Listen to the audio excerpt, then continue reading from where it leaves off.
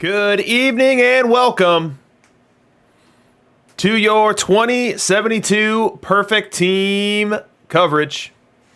We'll get an echo here for just a second. Sit tight through it. There we go.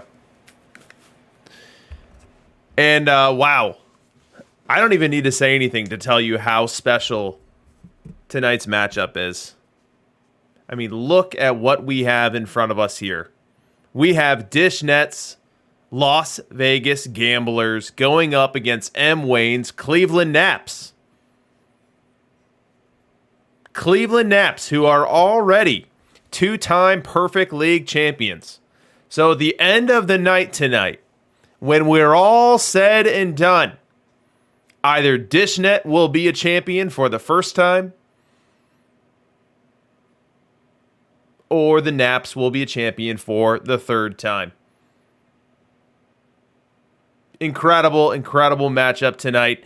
And as you may or may not be aware, this is our final broadcast of Perfect Team 21 and its World Series. So what a way to go out in style. I mean, what other matchup would you want?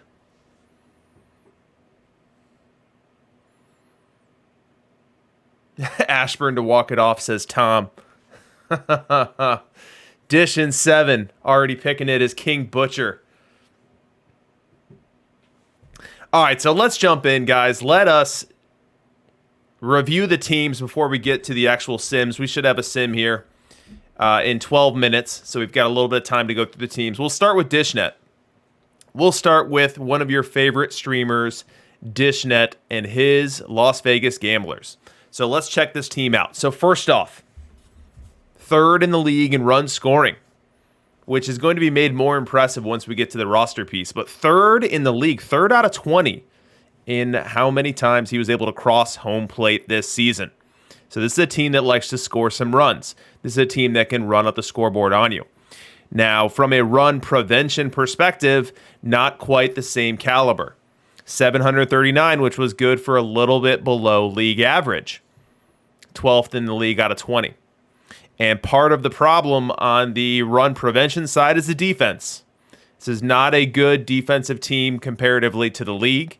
We see the defensive efficiency fall beneath .69, which is definitely not nice. And then the zone rating dipping well beneath 0 as well to negative 13.5.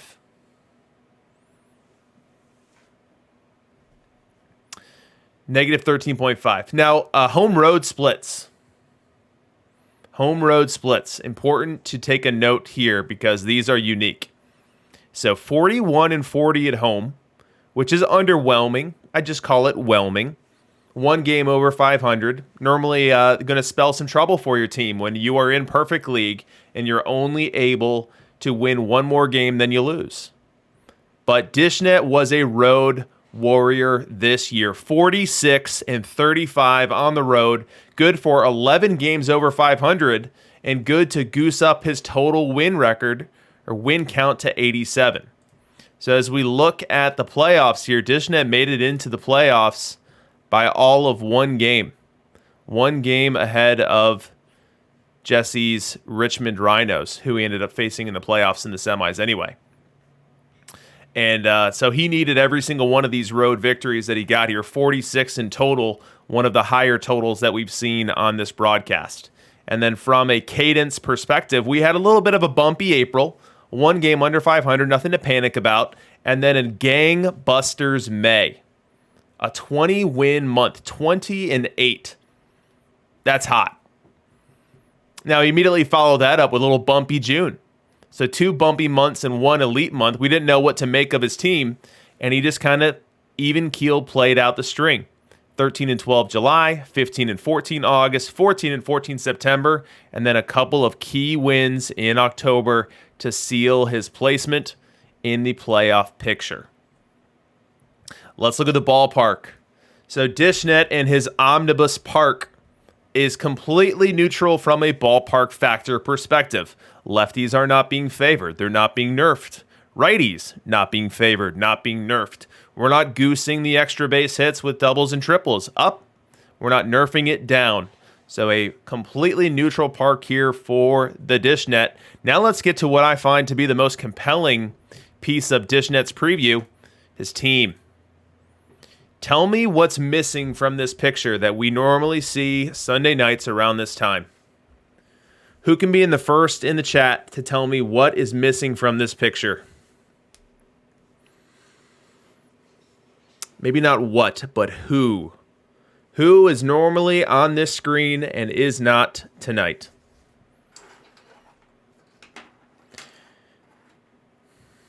Shoeless Joe Jackson. So no Shoeless, definitely no Ashburn, but no Shoeless Joe Jackson on this team. And Dish is going to try to win a title without any shoes. A challenging endeavor, as we've seen Shoeless Joe take over these World Series single-handedly, put the team on his back, win games, get big hits late, and that is not going to be in DishNet's quiver. He's going to have to do it with other players. So let's look at the players that he does have. So we've got Barry Bonds in left field. So not Tris Speaker, not another option, going with a heavy power bat in the form of Barry Bonds. Over the course of the season, Barry rewarded him handsomely. 33 home runs on way to an 836 OPS. So very strong, productive season from Barry Bonds. Him registering a 15.5% walk rate over the course of the season. But his very negative ZR, part of the reason that DishNet's team defense is as low as it was. Now, from a catcher perspective, we've gotten so used to seeing teams trotting out Pudge and Campanella platoons that this is almost refreshing. We've got a Maurer Campanella platoon. So another editorial decision by DishNet to eke out a little bit more offense, going with a bat that can produce versus right-hand pitching, and produce Joe Maurer did. 766 on the OPS, which is good for a 105 OPS plus, and a productive season with the bat en route to 15 home runs. So we've got Joe Maurer in our versus right lineup. And now at shortstop, we have got Brooks Robinson on the short side of the platoon. And then on the strong side of the platoon, who is that? None other than Pop Lloyd. Will we see Pop Lloyd in a big moment tonight? I don't know, but I'm kind of rooting for it. Pop Lloyd, baby, says DishNet in the chat. All right, let's talk about the path. Round 1 takes down the Collingwood Magpies, 3-1. Not too dramatic, but round two got a little hairy there for a second. The Gamblers go to Game 7 with Snowball. Able to pull it out, able to come back in the series from being down 3-2 with a huge win in Game 6. A huge win in Game 7 as well. A dominant game in which the Gamblers scored 8 runs in the second inning versus Pedro Martinez. So that gets DishNet through the second round and into the third, at which point he had to bump up against Jesse Roach's Richmond Rhinos. And he was able to win that series 4-2. Now let's talk history. Let us talk history. So Dish has been to the Perfect League 3 times.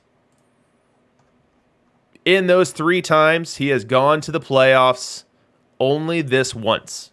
So we had a 75-win 2043 campaign, a 68-win 2047 campaign, and then a hiatus that spanned 1, 2, 3, 4, 5, 6. Would that be 6 months if I'm doing my math correctly there? So a hiatus that spanned 6 months. Doesn't feel right. Someone will correct me in the chat. And then he returns this week with a third-place division placement, earning a spot in the playoffs, and then catching fire at the right time to be on your screen tonight. Now, I skipped over the pitching, But as we go check that out really quickly, I need to hustle here because we're starting to bump up against the sim itself. From a pitching perspective, we had a very traditional deployment of 5 starters. Those 5 starters being Pedro, Spawn, Clemens, Maddox, and then Seaver as the 5. Now Seaver gets bumped to the bullpen here in the playoffs, and you see him down in the pen right there. Now from a bullpen perspective, we have a lot of high stuff arms here. We got Bob Feller, Walter Johnson, both currently aligned as the stopper role. We've got Price in a setup capacity, and then Carlton and Vandermeer with their high stuff ratings sitting in middle relief as well. So that is your Las Vegas Gamblers. Let's quickly talk some Cleveland Naps, a team that we've seen a lot on this broadcast. We'll see him again tonight. So, Cleveland Naps first in the league in runs scoring, 841 runs scored. No one had more runs scored than this team right here. Run prevention, 11th. So similar to Dishnet there, 750 on the course of the season. However, this team was a stronger defensive unit, with a defensive efficiency creeping over that 0.7 target line that we like to have, including a positive zone rating.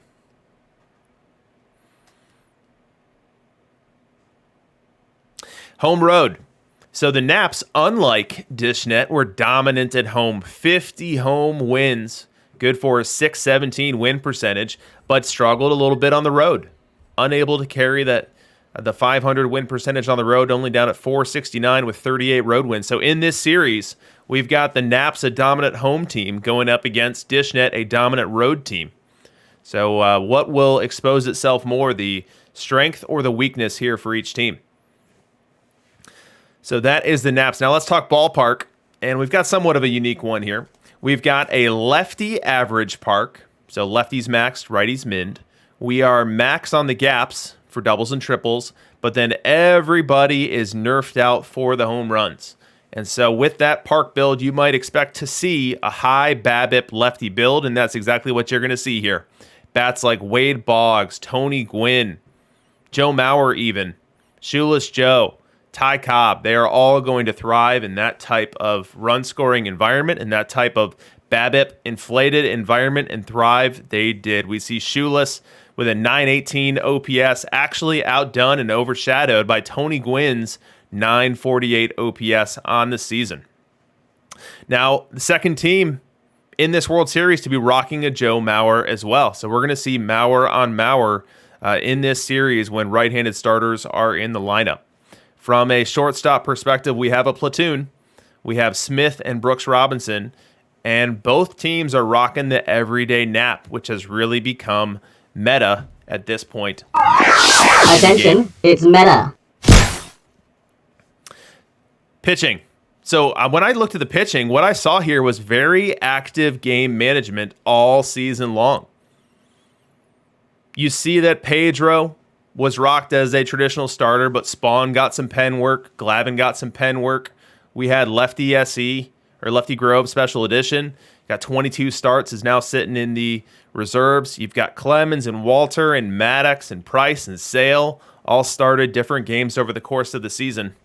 So some very active management on display here for M. Wayne as he worked his way to 88 wins. Let's talk about the path. Path to get here. So 3-0 win in the first round against Extreme UW. I want to say it's the second week in a row that Extreme UW has made the playoffs, but fallen by way of the first round defeat. In the second round, the Naps took down Tech 15 in a 6-game series. And then in the semis, took down Reno.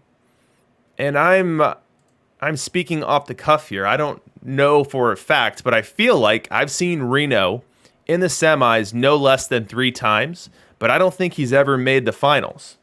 Someone fact check me on that.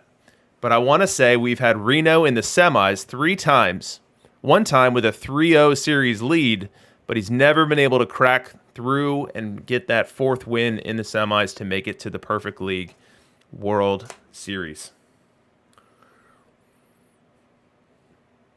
All right, let's talk history very quickly here.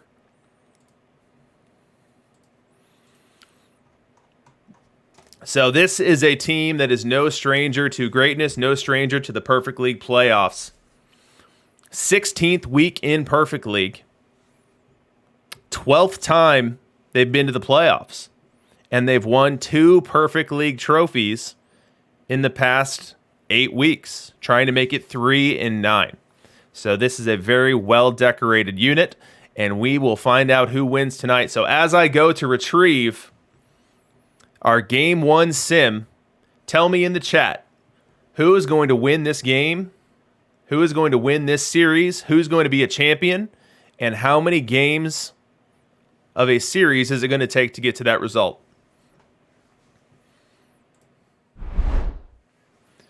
Who's going to win, and in how many games are they going to do so? I will pull down the sim and then see what you guys think in the chat.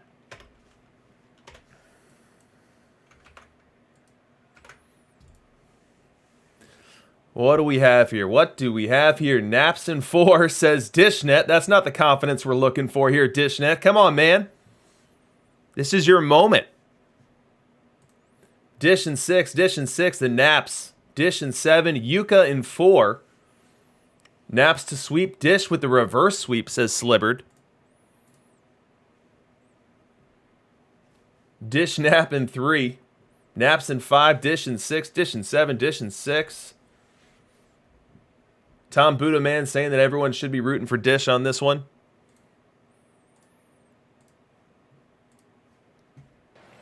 Naps in 6, Dish in 7.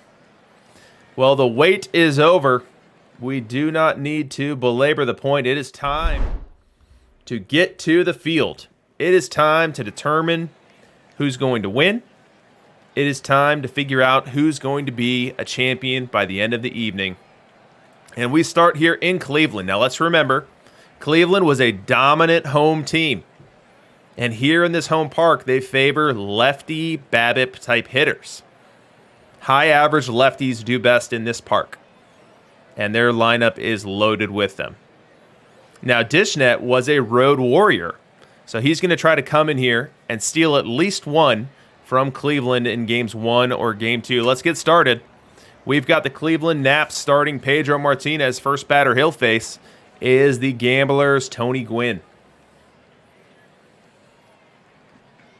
Wind and the pitch. Little grounder to second. Easy pitch, easy catch for Nap Lajoie, and we've got 1 up and 1 down to kick off this 2072 World Series. We go top 2 now. Another highlight for Dish, as he's got Nap Lajoie on first with 2 away, and Cap Anson at the plate. Pedro Martinez still on the hill. The pitch. And that ball's crushed into the left center field gap. It's going to play right off the bottom of the wall. Letting the left fielder field it is Griffey, and he'll throw it in. That's going to be an RBI triple for Cap Anson, which puts the Las Vegas Gamblers on the board and grab the first lead of this 2072 World Series. 1-0 Las Vegas. We go bottom 4, and it's the Naps' first time on the highlight machine. They've got Ty Cobb aboard, and they've got Shoeless Joe at the plate, but look at the lineup card. This is not just any Shoeless Joe. It's Fire Shoeless. Let's see what Fire Shoeless has in mind here in the 4th. The pitch. And that ball is belted. Deep right field. Out of here. Shoeless Joe Jackson goes 348 feet to straightaway right field. It erases the Gamblers' lead and transitions it over into a 2-1 Cleveland Naps advantage.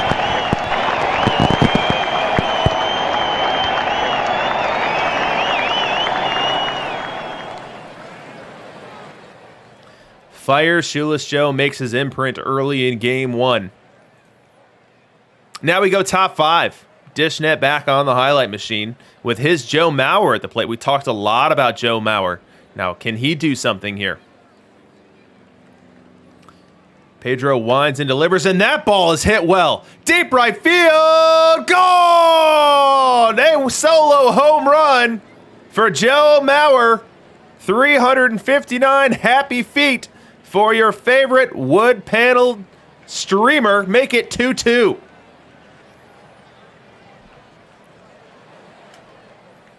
We go bottom 5. Dishnet has tied it. Now, can he keep it there?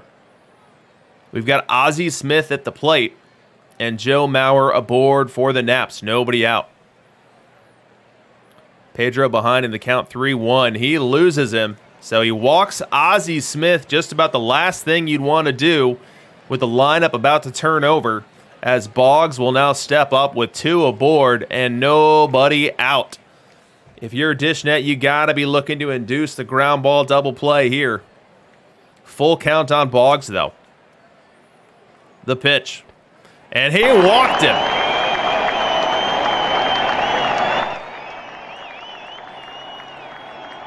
He walked him. That's going to load him up here in the 5th inning. For Rogers Hornsby. Bases loaded. Let's use our matchup analyzer for the first time in this series. We put Pedro Martinez in there versus right. Let's get Rogers Hornsby. I'm going to give the advantage to the pitcher here, ever so slightly. But a huge moment here in game 1. Huge moment, infield drawn in. The pitch to Hornsby. Lines it up the middle, a base hit. Scoring is Maurer. Around third is Ozzie Smith. He will stop there. The bases will remain loaded. And Cleveland has grabbed the lead 3-2. Up next, Ty Cobb. We'll go ahead and tick our matchup analyzer there. And we'll see that this is a much better matchup now for Ty Cobb. 1-1 count. Infield still drawn in. The pitch. Fly ball center field. Coming in is Mays. He'll make the grab. He'll throw it home, and not even attempting to score is Ozzie Smith. The Gamblers dodge a bullet there. They get their first out and don't have to pay a run to get it. And are now a double play away from getting out of the inning. But look who's in the batter's box. Look who's in the batter's box. It's not Shoeless Joe. It's Fire Shoeless, and he's already hit 1 home run tonight. Might be thinking about touching them all again. First pitch to him here in the 5th. Fly ball left field. Hit well. Going back as a left fielder. He does make the grab. Tagging from third is Ozzie Smith. He will score. Tagging from second is Wade Boggs. He'll head on over to third. A 360-foot sac fly that stretches the Naps lead to 4-2. That's where the score is as we move on to the top of the 6th. Into the batter's box goes Barry Bonds.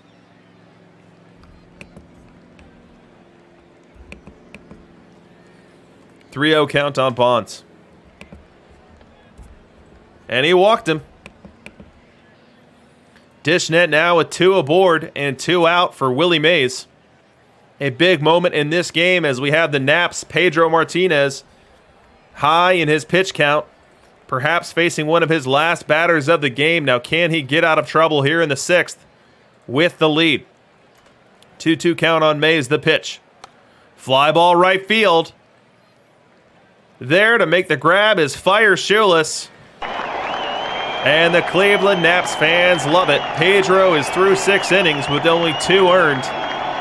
And we will head to the 7th with the Naps still up 4-2. We go top 7. And look who's in the batter's box. It's Pop Lloyd batting for the Las Vegas Gamblers. With Joe Maurer aboard, 1 out. If there is a park built for Pop Lloyd, it's this one. Max BABIP. Max gaps. Min home runs. Can Pop Lloyd come through for the Gamblers here in game 1? The pitch, and that ball's crushed! Deep right field! Gone! Pop Lloyd ties it up! in the top of the 7th.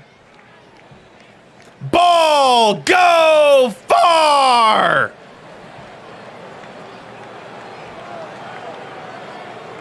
The Boo Birds come out in Cleveland. They don't love that one bit. Still top 7. Gamblers aren't done. They send up Tony Gwynn as the lineup card just flipped over. There's one away, and into this game comes Walter Johnson. Now we know that Walter Johnson is an elite reliever, getting that stuff boost, which he most certainly is here. But he's got to face a tough customer in Gwynn. Wind and the pitch, and Gwynn puts it down the right field line. That's going for extra bases. Gwynn around first, heading to second. Slow to retrieve it is Fire Shoeless, and that's going to allow Gwynn to head all the way to third. A sliding in triple puts the go-ahead run 90 feet away with only one out. Next batter's Ty Cobb. Infield drawn in now for the Cleveland Naps and shifted. 3 defenders to the right side of second base. The pitch. Line drive, base hit up the middle. The Gamblers take the lead. Make it 5-4 on Ty Cobb's RBI single, plating Tony Gwynn. Bottom 7 now. It's one thing to claw your way back into a game. It's another thing entirely to hold on to that lead, and they've got a preciously small and tight 1-run margin that they're working with here in the bottom of the 7th. The Naps will send up Rogers Hornsby, still facing Pedro Martinez here. Full count on Hornsby, the pitch. And he walked him. That's going to get the Naps fans back into it, as they've got the tying run aboard and the meat of the order coming down the pike. Hold the phone. Rogers Hornsby gets picked off first or caught stealing. We'll never know. But he is very quickly erased from the bases here in the 7th. And Ty Cobb now bats with 2 out and nobody on. The wind and the pitch. That ball's laced down the left field line. Extra bases for Cobb, a very speedy base runner. He'll quickly and easily get 2 and will now be in scoring position.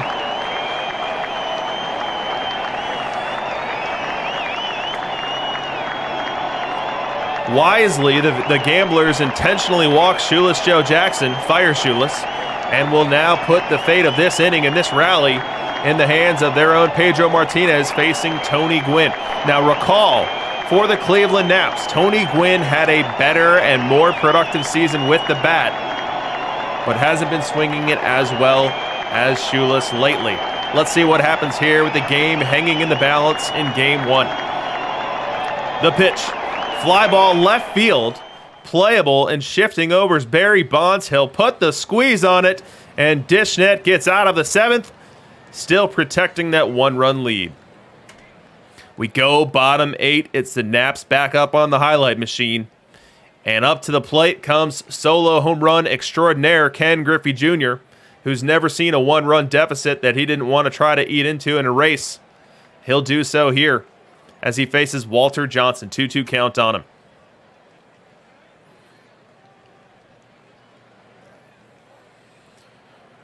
The wind and the pitch. Line drive, base hit. Up the middle. A seeing eye single through the shifted infield. It split Nap Lajoie and Pop Lloyd. Couldn't have thrown it out there any better, and now the Naps have the leadoff man aboard. Up next, Nap Lajoie. So the Naps will send up Nap, although it's not just any old Nap, it's an icy cold Nap Lajoie. Full count. The pitch. Little dinker to short. Long throw. Great play by Pop Lloyd. Goes deep into the hole, able to make the play to first. There was no play at second, so Griffey does advance on the play. He'll be at second now with 1 away, but they do end up retiring Lajoie on the play. Very next batter, Joe Maurer. 1-2 count on him. The pitch. Little grounder to second. Runner will advance again. Nap Lajoie fields it, throws it, gets the second out of the inning. And now the tying run for the Naps 90 feet away, but 2 outs in the inning. And Ozzie Smith due to bat. Now, do the Naps pinch hit for Ozzie here? Let's find out. They do. So into this game comes Hank Aaron. Not necessarily the best spot for him either. I genuinely wonder if this is even a plus play, period. Right now, you need a single. And who's more likely to deliver you a single in this park with a maxed out lefty average and a minned out righty average and minned out power for both? Nonetheless, Hank Aaron is in this game as a pinch hitter. He's got a full count on him. The pitch. Swing and a miss, strike 3. Walter Johnson out of trouble here in the 8th. We will head to the 9th inning. Las Vegas Gamblers 5, Cleveland Naps 4. Top 9. Gamblers would love to add to their lead and give them a more breathable cushion as they move to the bottom of the 9th. They'll start it off with Joe Maurer facing Walter Johnson. 2-2 count. Line drive base hit up the middle. It's a leadoff single for Joe Maurer, which is going to bring up Pop Lloyd. Pop Lloyd does not reach, but everybody else does. Tony Gwynn gets aboard. Ty Cobb gets aboard. We have seen Ricky Henderson come on to pinch run. And so now the bases are loaded. The infield is drawn in. And Rogers Hornsby's at the plate. A huge moment here for both teams. 3-1 count. The pitch. Ball 4. A base on balls brings in the 6th run of the game for the Gamblers, gives them a 2-run lead, and the Naps are no closer to getting out of this inning and into the bottom of the 9th. Next batter, Nap Lajoie. Same setup, except now the infield shifted to the left side of the diamond, still coming for the play at the plate. 1-1 count. The pitch. And the ball gets away from the catcher. Coming from third is Tony Gwynn. He will score. Both other runners move up, make it 7-4 Gamblers. Now it's 8-4, and we fast forward to the bottom of the 9th. 2 outs. Last hope for the Naps is Tony Gwynn. He needs to find a way aboard to represent Griffey as a tying run. 1-0 count on Gwynn. The pitch. Little dinker. Coming in to make the play is Anson. He'll give way to Nap Lajoie, who puts the squeeze on it. The Gamblers win game 1. Steal home field advantage. And now have a excellent opportunity as we head into game 2, playing with some house money. 8-4 Gamblers win game 1. All right, I need a fastest finger in the chat. Am I writing LV? Am I writing Dish? Or am I writing Gamblers in our score bug? Who will determine? Dishnet, Nishdet, Dish, why? I will go Dishnet. Dishnet feels like the right answer.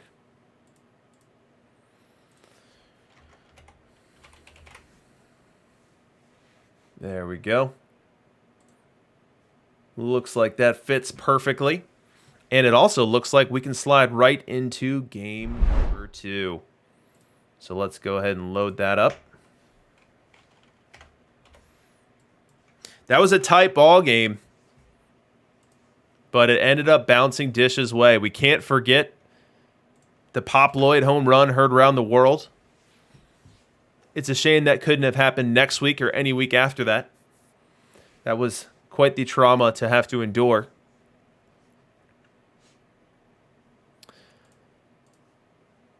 But in some big moments, Dishnet came through and the Naps did not. And that told the day of game 1. Now we move to game 2. We move to game 2, and if you're the Naps, you got to get a win here. You are not a great road team. You can't afford to lose both games at home. Now, the Gamblers playing with a little bit of house money here. They are a great road team. They won game 1. Now they've got an opportunity to stretch to a 2-0 lead before even leaving Cleveland. We will start this game off. The Naps are starting with Max Fried. I don't know that we've ever seen Max Fried start a game in the Perfect League World Series. We'll see if he's an opener. We will see if he is not long for this game, but he is starting this one, and he will face Tony Gwynn to get things started here in Cleveland. 2-1 count on Tony.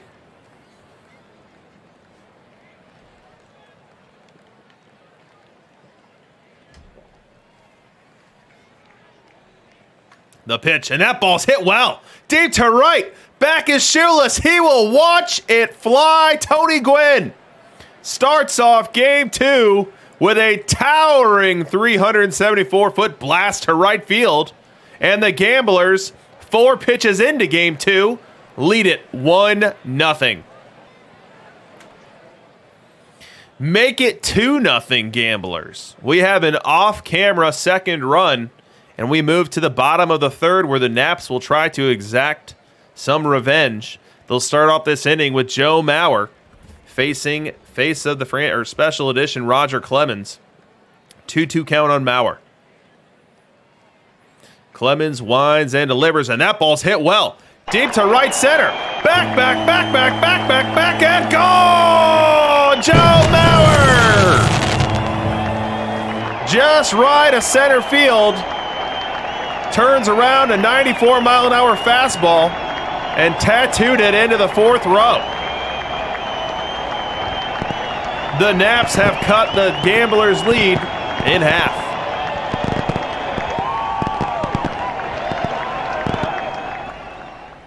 Bottom 4 now. Naps still chasing a run.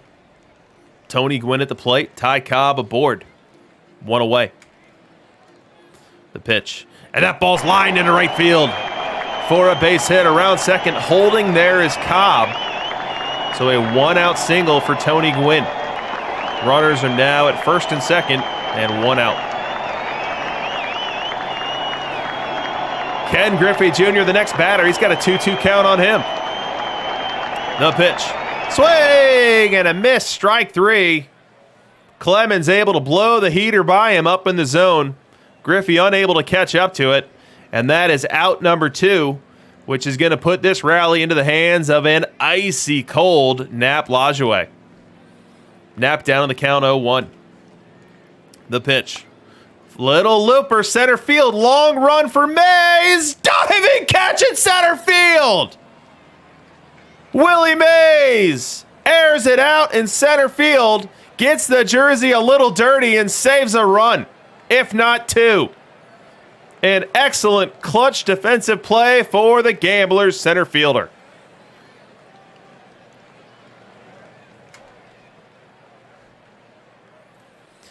Top 6 now. Max Fried still in the game for the Naps. So this was not an open. This was not a pseudo. This was just a straight up Max Fried pitching in a ballpark tailored towards left-handed batters. And Fried's been good. 5 innings and 2 earned so far. But he's got himself into a little bit of trouble here in the 6th inning. Ty Cobb's aboard.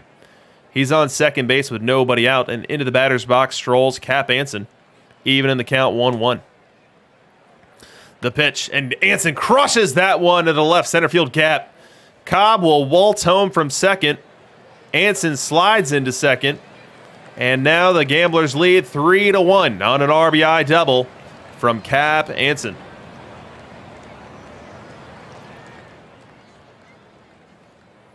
Top 9. Gamblers still holding on to a 2-run lead, trying to build on it. And up to the plate comes Barry Bonds. He's down on the count 1-2. But he's a dangerous hitter, and he had one heck of a season for Dishnet's Gamblers. 33 home runs, a 15+% walk rate. Will he make his mark on the World Series here against Mariano Rivera? 1-2 count the pitch. Line drive up the middle base hit. Bonds laces a single to center and now represents an insurance run for the Gamblers. The run doesn't score. And so now it is time to slam the door. Dishnet's Gamblers enter this ninth inning protecting a 2-run lead. They will enlist the support of their stopper, Bob Feller, to get these last 3 outs. This is a tough park for Bob Feller, given the lefty BABIP. Let's go ahead and get the matchup analyzer for Bob.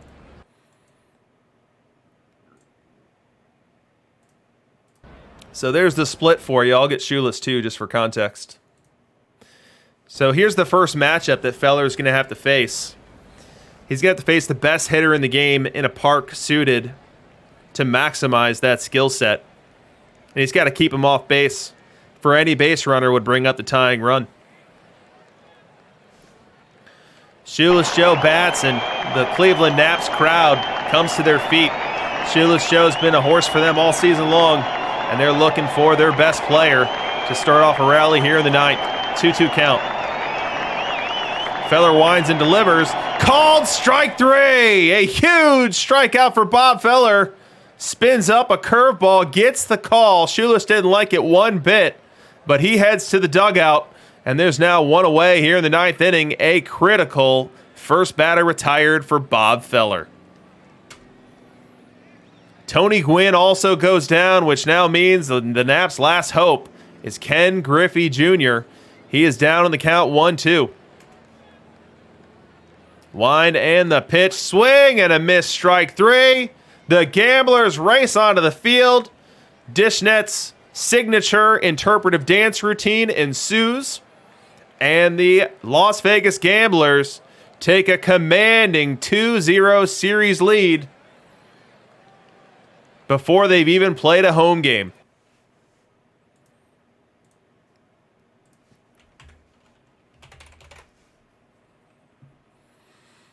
We update our score graphic, and let's look at the box score and see just what went down.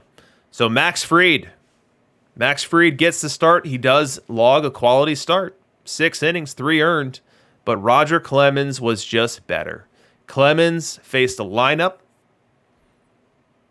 in a park built to maximize their skill set and was able to knife through it. 7 innings pitched, 3 hits, 1 earned run, struck out 7 in the process, and then handed it over to Bob Feller, and Bob Feller could not have been more dominant. Feller's got a 2.08 ERA on the postseason, and in this one, he goes 2 innings, unblemished with any hits, did walk a batter, but strikes out 4 en route to claiming the second victory here for the Gamblers as they now take that 2-0 series lead.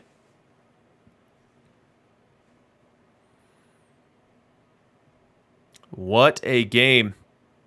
And now the question for the Naps is, can they punch back? The Naps were not a good road team all year, but they're going to need to be a good road team. If they do not pick up 2 of these next 3 in Las Vegas, this World Series is over. Dishnet is streaming earlier than usual because we won't have the travel day after Game 5. We won't have the sim for Game 6 or 7.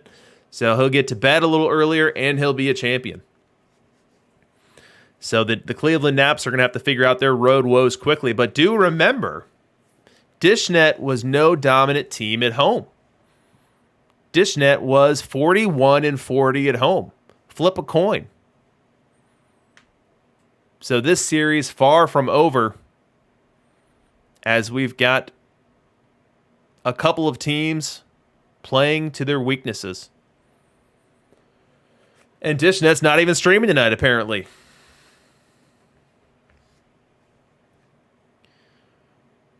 So who do we have coming for Game 3?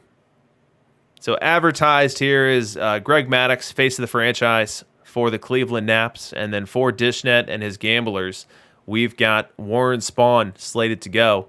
Now let's look at how Spahn has been for Dishnet in the postseason here today.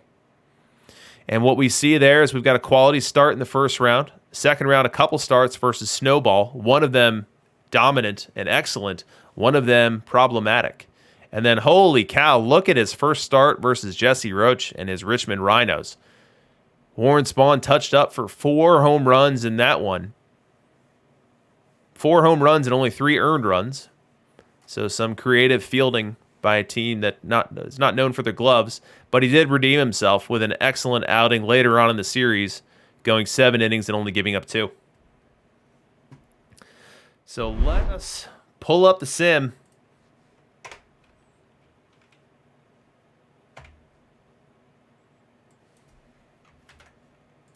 I don't know if I'm pulling up an off day here or if I'm pulling up game 3. We'll find out.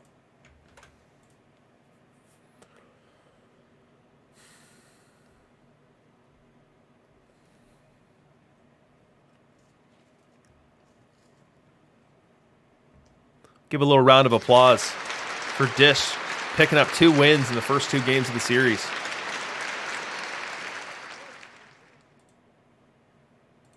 Yep. So sim is loaded, and it is an off day, so we've got 14 minutes to kill here. Let's go ahead and look at some statistics while we do that. So let's look at what we saw this week in Perfect League. So I'll put up in the bottom right corner of your screen the statistics for this week. So for the 2072 season, these were your best hitters. Shoeless Joe Jackson, number 1. That's a trend that has been happening. It's a trend that continues. Right behind him, we have a collection of folks right around the same area. You've got Ty Cobb. Second week in a row, Juan Soto has been there. Although I'm guessing that it's the same Juan Soto from last week, and it's the same Juan Soto that was playing in a Max Babbitt Park. After Soto, we've got Roger Connor. So Connor is not someone who's normally hanging out up at 11 plus Babbitt or Bat R. So he has a solid week here on 3,600 plate appearances. We've got Babe Ruth, which looks like maybe a couple Babe Ruths combining for what was a very solid week. And then some familiar faces with Hornsby, Speaker, and Gwynn. We see Barry Bonds was not able to be floated by DishNet's 33 home run season. Somewhat of an off week for Barry Bonds, only down at 4.5 on the Bat R. And kind of a rough week for right-handed hitters. I mean, we see Hank Aaron and Willie Mays above 0. But after that, we've got Lajoie below 1. We've got Anson at -3, lower than he normally is. So it seems like the week kind of skewed a touch left-handed. Let's go ahead and do this by splits. So we'll start with versus right first. And here's where we see Barry Bonds jump up towards the top of the list. So Shoeless Joe 1, Cobb 2, no surprise there. But Barry Bonds checks in at 16.5 versus right. So an absolutely dominant platoon bat. And that's how most teams deploy him. Yeah, Big Red Fury, don't get your vision checked. DishNet is in the finals. He's not just in the finals. He's up 2-0 in the finals. He's 2 wins in the next 5 games away from being a champion. After Barry Bonds, we've got Connor. Connor outperforming Boggs. We do not see that, but this week we did. 13.2 for Connor versus right-hand pitching. Boggs behind him. Speaker, Gehrig, Musial. Kind of familiar faces in familiar spots. We see Joe Maurer and him being able to log a league average bat from the catcher position, which is what makes him special. And then our first same side hitter is Rogers Hornsby, and he comes in below 0.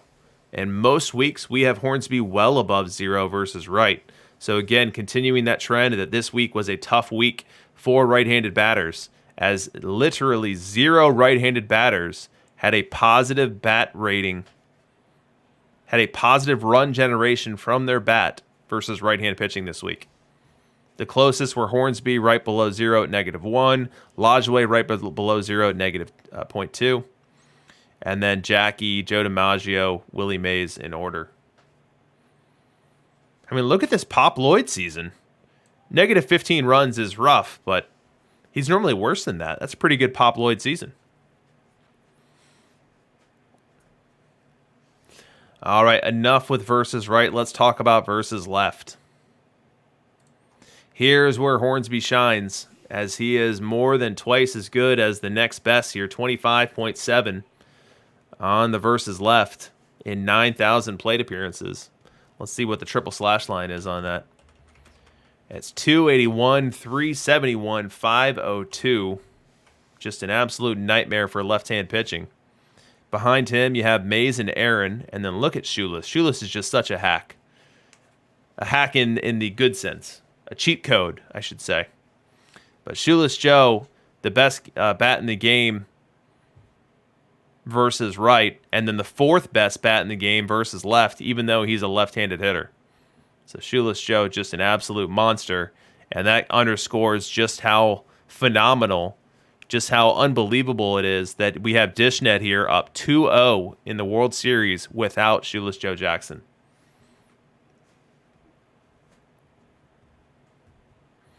So pretty wild stuff there. After Shoeless Joe, we've got Cal Ripken. Cal Ripken outperforming Cap Anson, which doesn't happen every day. That's pretty interesting. We've got Roger Connor. As part of his solid week this week, he is actually above 0 versus left. That is not something that is usually the case. So this week was, I'll say at this point in time, we have an established meta, definitely. We know who the players are. We know roughly the shape that this data will take each week. We do have some variation, though. Have Bonds with a great week and then a bad week, or Roger Connor with a bad week and then a good week. So it's interesting to take a look at this. Now, as we smooth out with larger samples, instead of looking at one season, we look at 5. We can get a better idea of who, in a stale meta, in a stale card base, who is the cards you want to target. But any given week, you can see one card outperform another.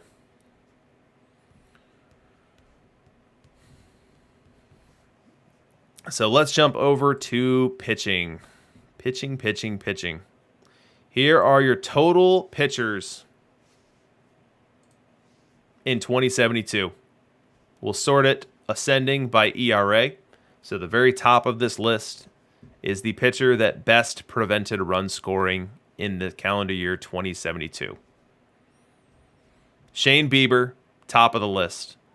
He's no stranger to the top of the list. He's normally in that mid-3 range. We have seen some weeks where he's closer to 4. Now, he does have somewhat of a volatile profile with the movement and control being what they are, but normally able to stuff his way to solid performances. The innings is what I find most interesting about this Bieber number. He was a late release card, not a card in high supply. So it does make sense that these cards aren't everywhere, but Bieber is absolutely one of the best relievers in this game. And if you are serious about your PT21 team and you're serious about building the best bullpen you can, I would say that Bieber is the first name on the list. So, it's likely cost or availability driving him not being more widely utilized in Perfect League. But, he has every bit as much the observed performance as any other reliever.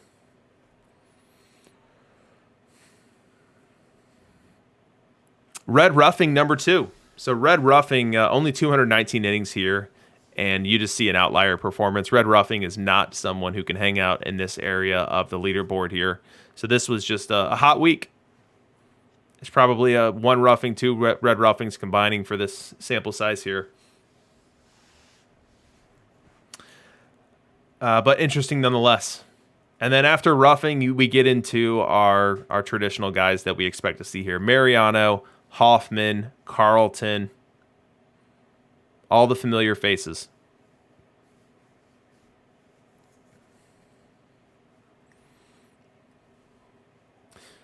Yeah, I believe V Trudell, I believe you're correct that this will be the last PT21 drop stream of the year.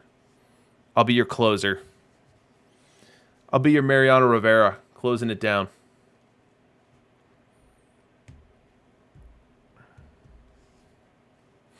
Now let's do some splits analysis. So let's look at pitchers versus right.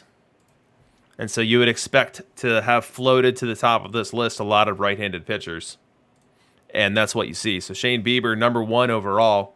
Definitely number 1 versus right as well. And then right behind him, you have Mariano Rivera, Trevor Hoffman, Bob Gibson. Gibson is not someone who every week can be counted on to dominate right-handed hitters, despite his backup card suggesting that he should be able to do that. Right behind Gibson, we have Suter. And then we've got Walter Johnson. And the reason that Walter Johnson's not in that cohort above is because he has to take a lot of tough innings without his stuff boost. So if we were able to isolate this to just the stuff boosted Walter Johnson innings, I think he'd be right there in that 3.5 range.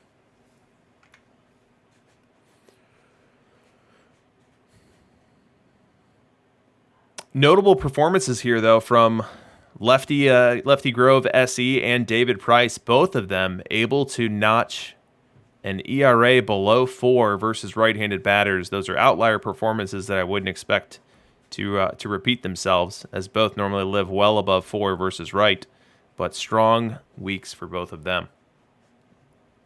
Let's go ahead and tick over to versus left. Yeah, let's get an F in the chat for the stuff boost. Pour one out for the stuff boost.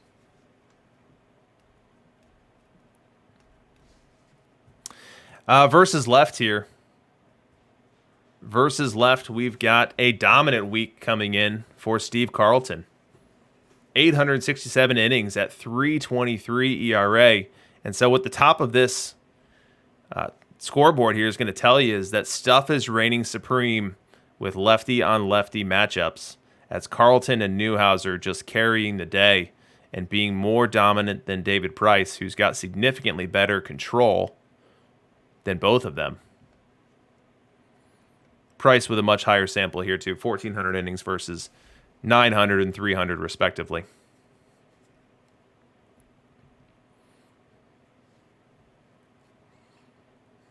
Any questions in the chat? We've got 3 minutes here before our Game 3 sim comes in. Are there any players that you want to see how they perform this week? Any curiosities you have? You know, one of the things that people like to see is where Mark Belanger comes in. Let's take a look at how Belanger did this week. Negative 40.6 on the bat R, and I think even more interesting than that is the market share. People who just are not running Belanger like they used to. Only 1,500 plate appearances to Ozzie Smith's 8,000.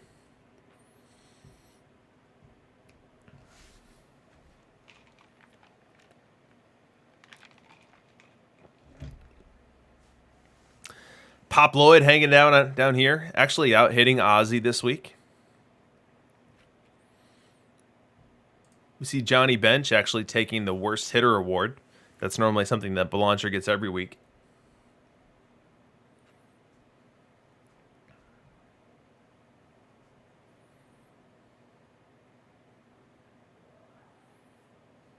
So while we've got a couple of minutes here, I'm going to talk to you guys about what this program is going to look like between next Sunday and when we have another Perfect League. So it's no secret to anyone who's playing PT22 that Perfect League doesn't exist. It won't exist until roughly around June. But that doesn't mean that we want to stop pursuing what the best cards are. It doesn't mean we no longer care about the meta. It doesn't mean we're not interested in looking at the data that's being generated in the leagues across the ladder. And so starting next week and leading up to the existence of Perfect League, on this program, we are going to be really digging into what we're seeing within the ladder, both from a player perspective. You know, we'll be checking out how that Hack Wilson card is hitting. I'm very curious to see that because I know that Hack Wilson card would not dominate in PT21. But with the engine tweaks, will we see that Hack Wilson hang around longer than Your Kidneys thinks it will? Will we see him hang around into Diamond Leagues and then we see Kidneys shave his head? I don't know the answer to that, but I'm curious to find out. And the same goes for so many factors within PT22.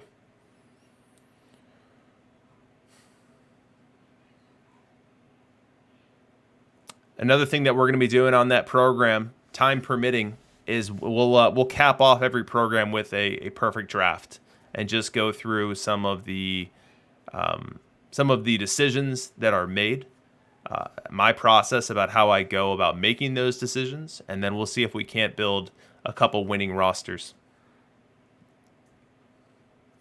Zenith Television picked up Hack for 18K. I saw he was hanging down around 16, 18K today.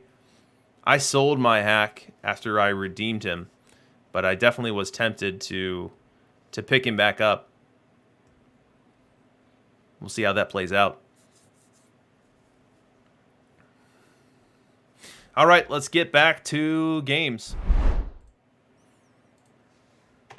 Let's go ahead and pull down the sim for game 3.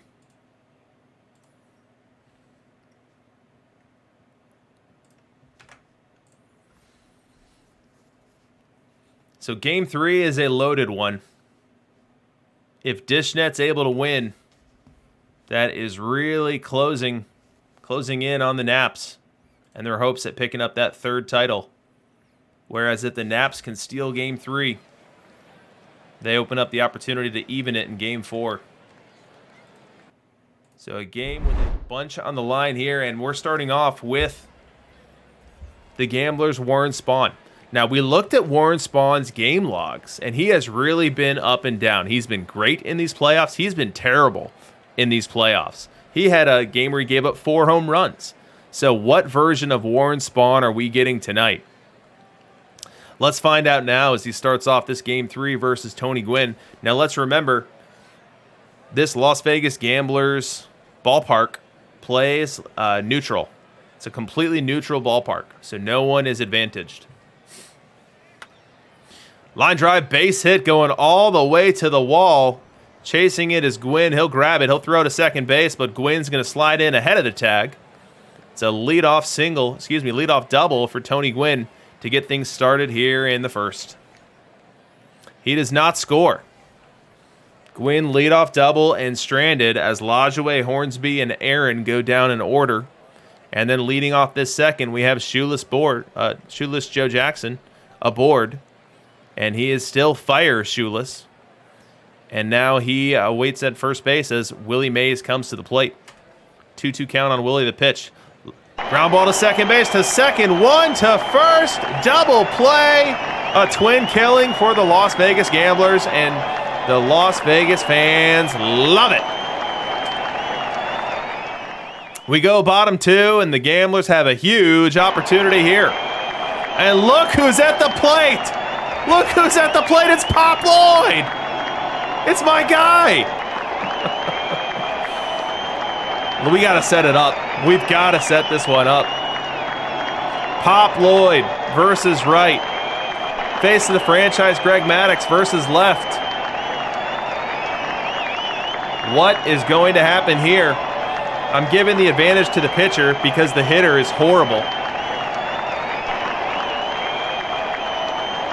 But the bases are loaded. There's 2 outs. Greg Maddux facing Pop Lloyd. Pop Lloyd ahead in the count, 2-0. A huge opportunity for the Gamblers to strike early in game 3. Maddux comes set. He delivers. Ground ball to short. Long play, long throw to second in time. That retires the side. Pop Lloyd leaves 3 runners on base. Unable to come through in the clutch again, and we're tied going to the 3rd. Top 3. The Naps looking to dent the score sheet first. They've got Gwynn aboard. Nap Lajoie into the box. Up in the count, 3-1, and he smokes that ball. Gwynn is off to the races. Extra bases for Lajoie. Gwynn gets to 3rd, and he's not stopping there. On his way home, he'll score without a throw. The throw goes to 3rd as Lajoie slides in with an RBI single, giving the Cleveland Naps a 1-0 lead here in game number 3. Bottom 3 now. Gamblers looking to get back. They're chasing 1. And look who's in the batter's box. It's Tony Gwynn. But it's not any Tony. No. It's fire. Tony Gwynn. The wind and the pitch, and Gwynn laces a base hit down the left field line for extra bases. Around first, heading to second. He'll stop there. A leadoff double here in the 3rd for Tony Gwynn. Next batter, Ty Cobb, and the fans, they're not sitting down. They're just getting started. Ty Cobb bats with the bases loaded, or with the full count. He walks here. Now 2 aboard, nobody out. Danger swelling for the Naps. Full count on Hornsby, the pitch. The runner's going with the pitch, and that's lined through the left side. Around third and scoring easily is Gwynn. Heading from first to third is Cobb. And we're all tied up now here in the third. Up comes Barry Bonds. Barry Bonds, who was dominant in the regular season for the Gamblers. Looking to untie this one. Full count, the pitch. And that ball's hit well. Right field. Giving chase is Shoeless. He'll make the grab. He throws home. On his way to the plate is Cobb. Safe! Make it 2-1 Gamblers. The fans love it.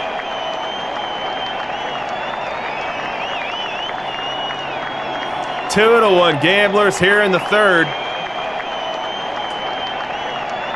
We go to the fifth. Spawn dealing.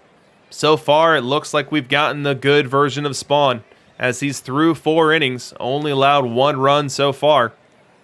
But he's got Boggs aboard, and he's facing Pudge Rodriguez. Nobody out the pitch. Little blooper. Sliding over is the shortstop, Pop Lloyd. He'll make the grab. 1 away. We go top 7. And now Brooks Robinson at the plate. His first highlight of the series.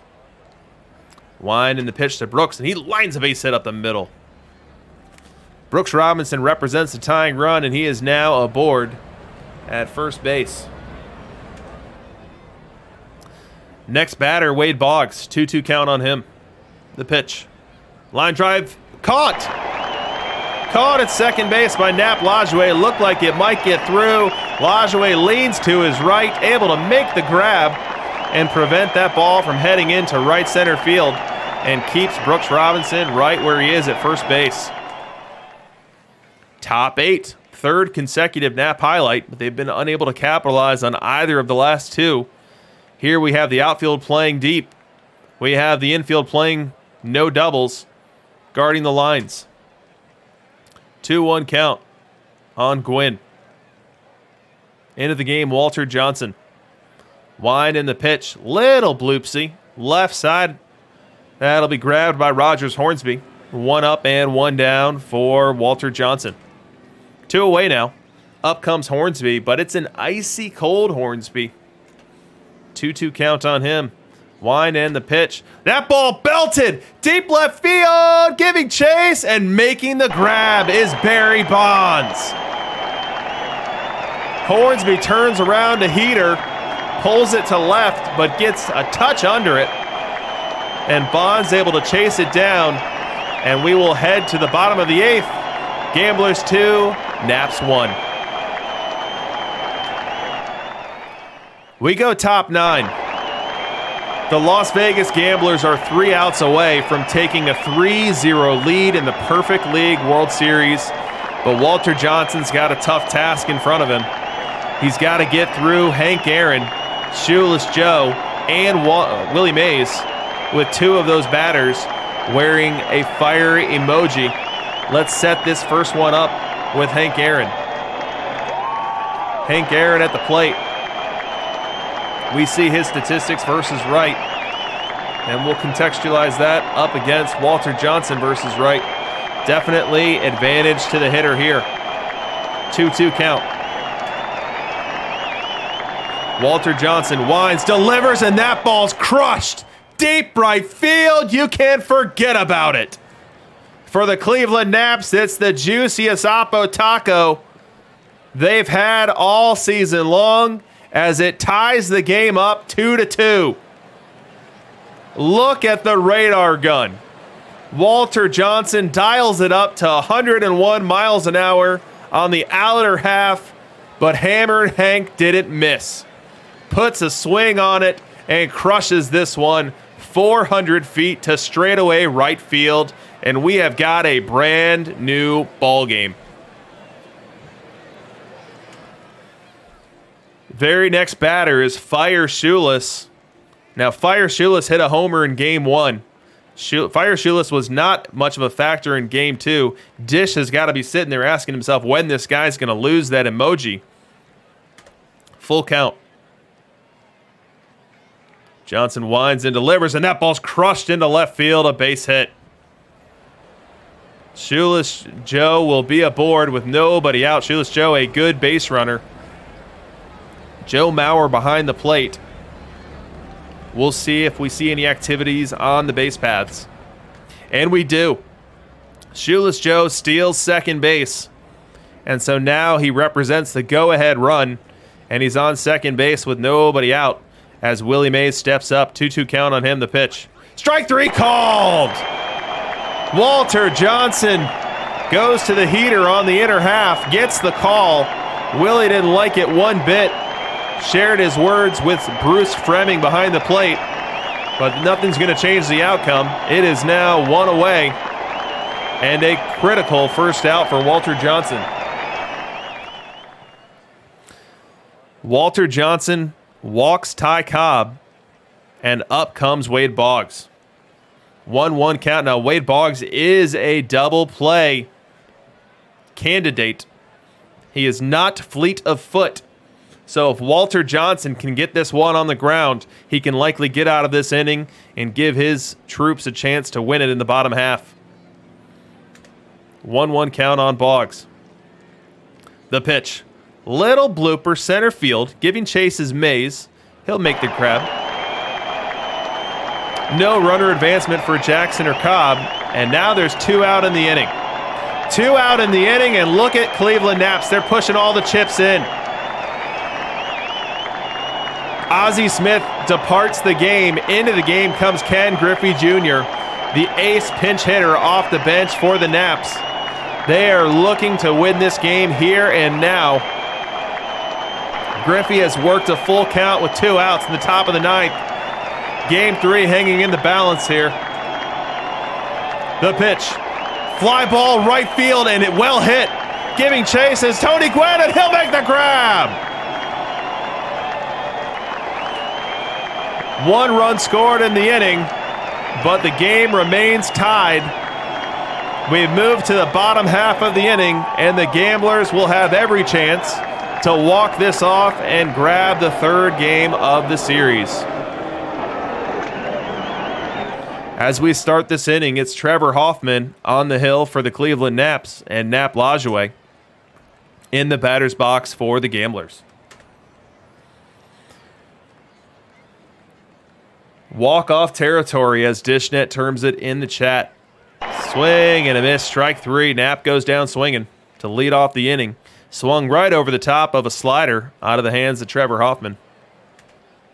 Now 2 outs in the inning for Willie Mays. 1-2 count on him. The wind and the pitch, and he's swinging and a miss, but the ball gets away from the catcher. Able to complete the play is Joe Maurer, and so that will end the 9th inning, which means we are headed to extras. Top 10, Walter Johnson still in the game for the Gamblers.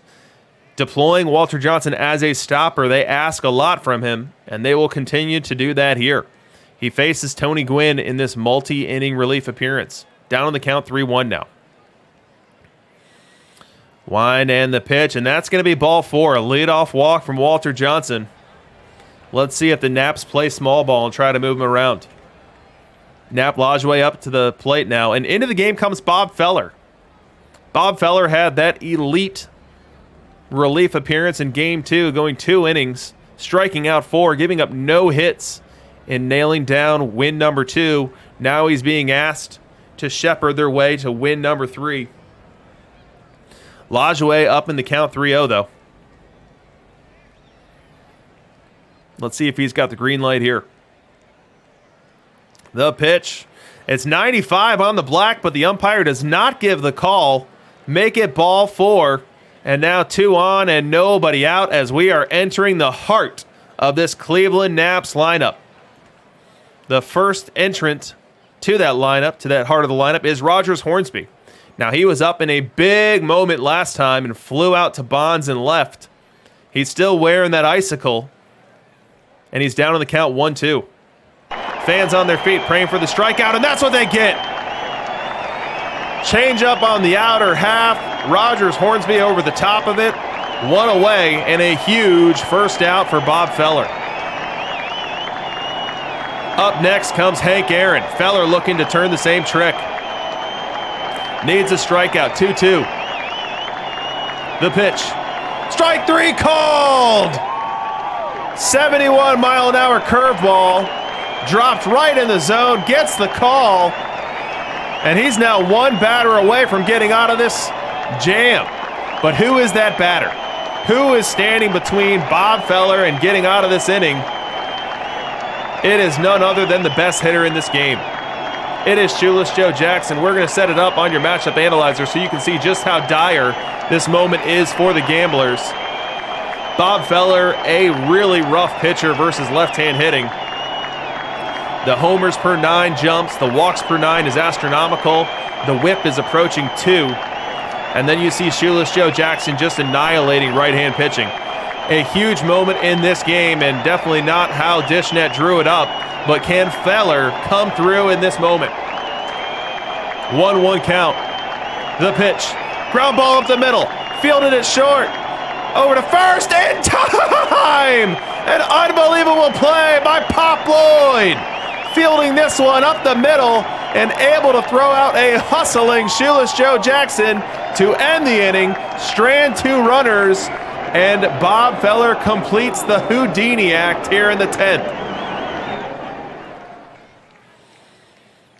Now that the Gamblers fans can catch their breath, they now have an opportunity to cheer again if they can scratch one across here in the 10th. Into the game comes Roger Clemens for the Cleveland Naps. He is tasked with keeping this one knotted up at 2. He'll start with Cap Anson. He's got Anson down on the count 1-2. Clemens winds and delivers. Swing and a miss, strike 3. Leadoff batter goes down here for the Gamblers. 2 outs in the inning now, and up comes Pop Lloyd. Lloyd made the huge defensive play to retire a hustling Shoeless Joe Jackson in the top half of this inning. Now, can he do something with the bat? 2-2 count. The pitch. Swing and a miss, strike 3. That is a 3 up, 3 down, top or bottom half of the 10th for Roger Clemens facing the Gamblers. We now sign up for an 11th inning. Here in the 11th, Feller's still on the hill, still riding on that adrenaline rush that was him getting out of the jam in the 10th inning. He'll have to answer here in the 11th. Starts with Willie Mays. The pitch, and that's a grounder to third. Making the play is Hornsby, over and across. 1 up and 1 down. Now 2 outs in the inning, and up comes Wade Boggs. Feller's behind in the count 3-1. Wind and the pitch. That's going to be ball 4. That's going to get us to our 9th hitter in the lineup, Ozzie Smith. And he is going to be pinch hit for. So Ozzie Smith leaving the game, and again, another pinch hit choice by the AI that I don't know that it helps their chances at all. So look in the bottom right corner of your screen. This is Bob Feller versus left, and then here's Bob Feller versus right. Feller is a different guy versus right-hand hitters. And Cal Ripken is no picnic versus right. Cal Ripken can't hit right-hand pitching. So I think that the Naps AI shooting themselves in the foot here with this decision, but that's why they play the game. Let's see if Cal Ripken can come through here for the Naps as he's got Boggs aboard representing that go-ahead run. 0-1 count, the pitch, and that ball's crushed. Deep left center, gone! Cal Ripken Jr. turns around a 101-mile-an-hour fastball, unties this game, and makes me put my foot right in my mouth. Oh, no. I mean, look at the stats. Look at the stats. How often does this outcome happen? You put this pitcher against this hitter. How often does that happen? Wow. Wow, wow, wow, wow, wow, wow, wow, wow, wow. The AI knows best. Mother knows best, and the AI knows best. And the AI just deftly navigated this 11th inning to give themselves a 2-run lead.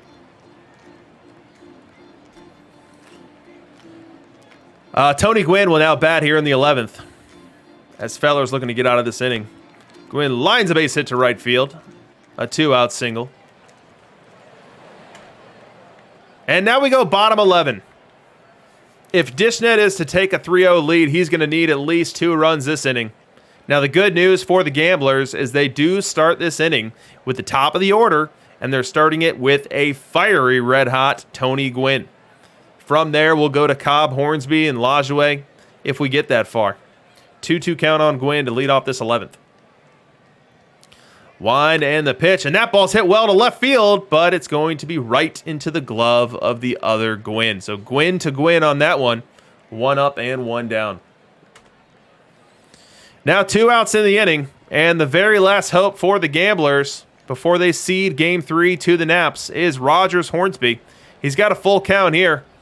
The Gamblers would love to see a walk to bring up Lajoie as a tying run. Wind and the pitch, and that ball's hit well.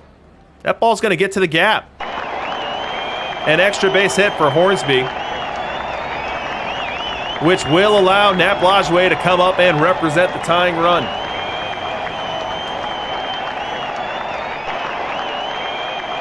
Let's set up this matchup. Let's set it up for Dish. We know what happens when I set these up.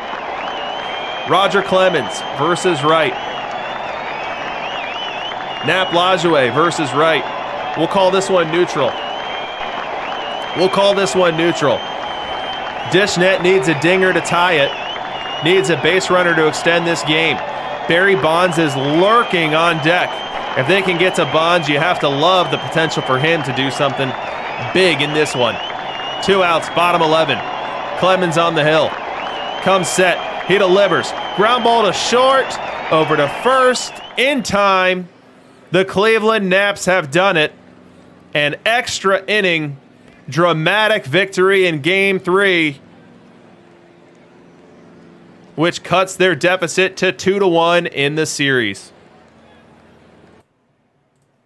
What a game. What a game. The series doesn't start until a team wins at home, right? The Joker's got it. The Joker's got it. Holy cow, I can't believe that Cal Ripken home run. I can't believe it. So look at the Cleveland Naps AI. They love themselves some pinch hitting. We have Ty Cobb going in for Brooks Robinson. We have Ken Griffey going in for Pudge. And then Smith takes the spot of Pudge in the lineup. And then Ripken comes in later on in the game, pinch hitting again, and Parks one. Parks the GW RBI. As we look at the pitching, and we'll do this quickly because we've got another game waiting for us, but Warren Spahn was dynamic and dominant for the Gamblers, but the pen couldn't hold it. Walter Johnson has been elite all season long. The smallest hiccup ever cost him in this one, which pushed the game to extra innings, and then Bob Feller gives up the shot heard round Cleveland to Cal Ripken. And now we are looking at a series. We're looking at a real series here. So let's go on, be right back. Let's pull up this next one. And let's get at game number 4.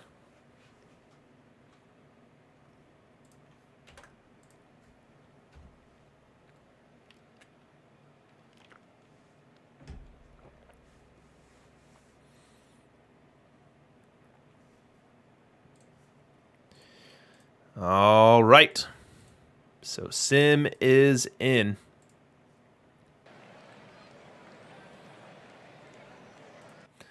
Let's load it up. And it's always a gut punch. Whenever you lose in extra innings, it is always a gut punch.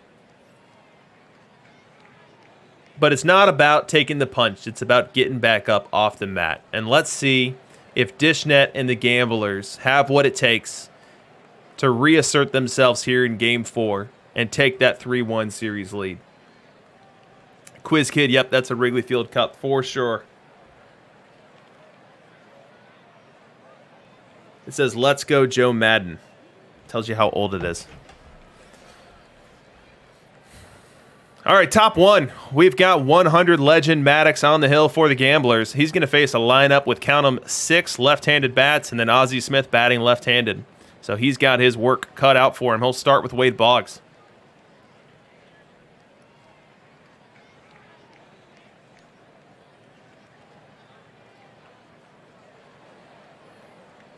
Wind and the pitch, and Boggs crushes that one into the left center field gap. That's going to be extra bases for him. He's on his way to second base. After a nice little slow stutter step, he turns on the afterburners and gets there to complete the leadoff double. For the second game in a row, the Naps start off the game with a double. Boggs now at third, and Cobb to the plate. Cobb looking to drive home that run and give the Naps an early lead. The pitch. Fly ball left field. Could be a play at the plate here. Caught by Bonds. The throw to the plate. Here comes Boggs. He is safe. A 1-0 lead for the Naps on the sac fly by Fire Ty Cobb. And look at Shoeless, guys. Look at Shoeless. Shoeless is no longer wearing the fire. Dish's nightmare is over. The fire has transferred from Shoeless to Cobb, but it is no longer on Shoeless. We go top two. Top two, Gwynn aboard, 1 out. Lajoie at the plate. The pitch. And that ball's hit well to center field. Center field giving chase and not going to get there. Gwynn around second, heading to third. He will stop there. A 1-out double off the bat of Nap Lajoie. Willie Mays just unable to get there. And the Naps are in business again here in the second.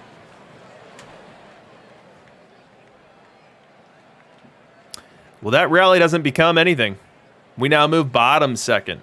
And it's the Gamblers' turn to run. The Gamblers have Nap Lajoie aboard, 1 out. And up to the plate strolls Barry Bonds. Barry Bonds, 33 home runs in the regular season for the Gamblers. Has yet to make his imprint on this Perfect League World Series.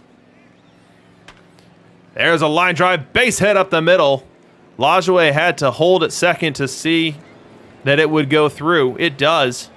And so now runners at first and second, 1 out for Willie Mays, facing Warren Spahn of the Cleveland Naps. 1-1 count, the pitch. Line drive to right field. Makes a sliding catch as Shoeless Joe.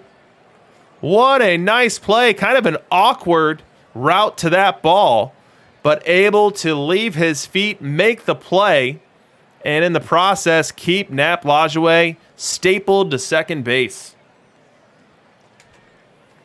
We go top three. Highlight for the Naps here, and look who it is. It's Fire Cobb. Fire Cobb at the plate facing Maddox. Wind and the pitch, and that ball is crushed. Forget about it. 25 rows up in right field. An absolute tank from Ty Cobb. 2-0 Naps.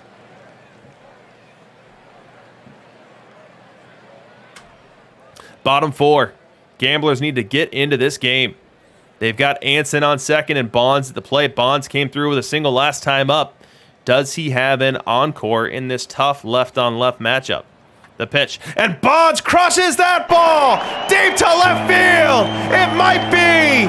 It could be. It is a home run.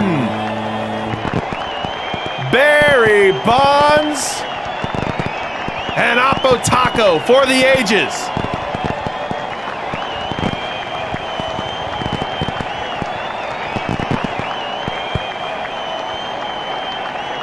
Two to two here in Vegas.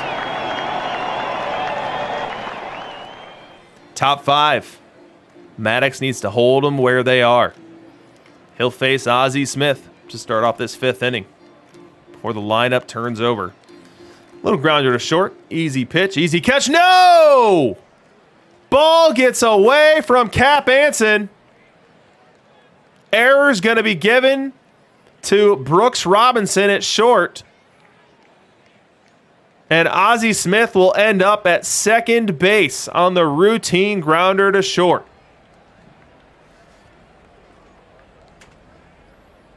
Next batter up is Wade Boggs as the Naps will try to capitalize on this opportunity. 1-2 count on Boggs, the pitch. And that ball's crushed. Deep left field. Gone. A 2-run homer off the bat of Wade Boggs, sailing deep into the night here in Vegas. 4-2 2 to 2 Naps.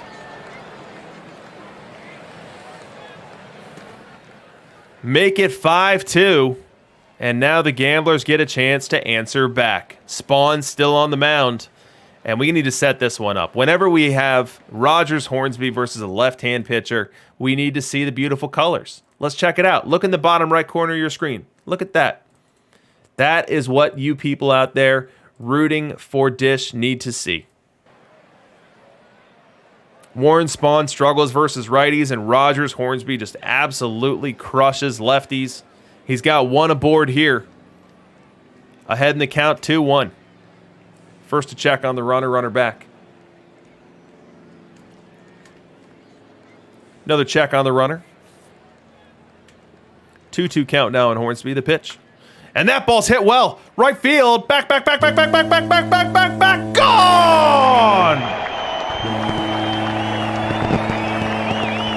A 2-run shot off the bat of Rogers Hornsby.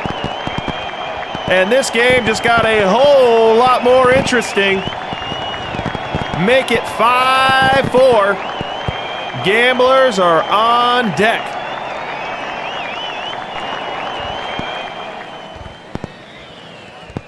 Fireworks going off beyond the left center field bleachers. Those Gamblers fans, they love their long balls. We go top 6. Into this game comes Satchel Paige. I don't think I've ever seen Satchel Paige in the Perfect League World Series. But we're seeing it tonight. Let's see what kind of data we have on him. Let's see what Satchel's going to give us. So Satchel versus left. Okay. So Satchel is a little bit whip vulnerable. He also likes to walk lefties in abundance. He'll face Griffey to start off this inning, the pitch. And Griffey crushes that one. Forget about it. Upper deck shot.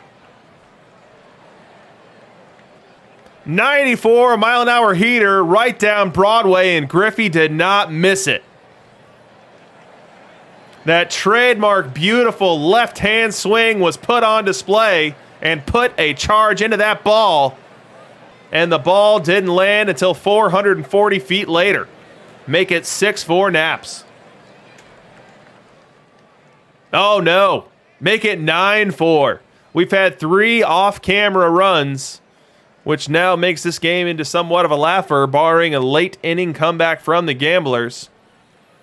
Not out of the question, but chasing 5 runs and only having 4 outs to do it with. But Cap Anson bats here in the 8th. Wind in the pitch, and Anson gets into one. Deep to right center! Gone! Ball go far for Cap Anson. This game's not over.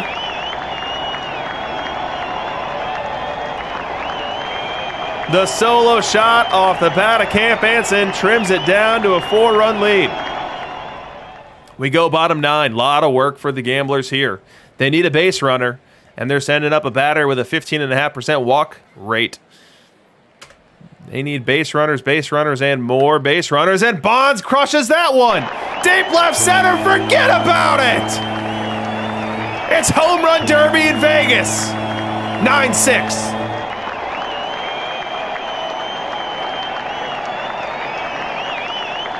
Barry Bonds going way out to deep center field, 427 feet. Very happy feet for the Gamblers as this game very quickly down to only a 3-run deficit. Party might just end though. Next 2 batters go quietly, and now Brooks Robinson, the last hope for the Gamblers. Little dinker in front of plate. Who's going to grab it? In comes the second baseman. Nap Lajoie makes the grab. And the Cleveland Naps have done it. They've grabbed Game 4 by a score of 9-6. Evening this series up at 2.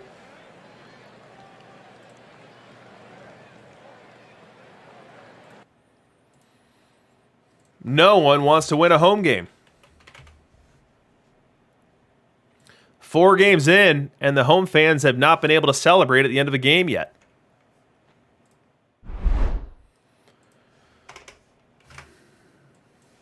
That's a huge buzzkill, especially for a kid.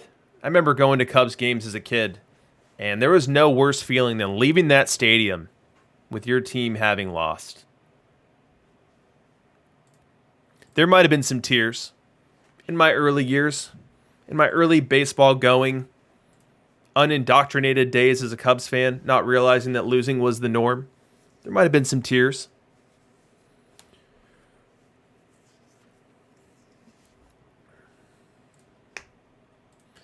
All right, we've got Game 5 ready for us.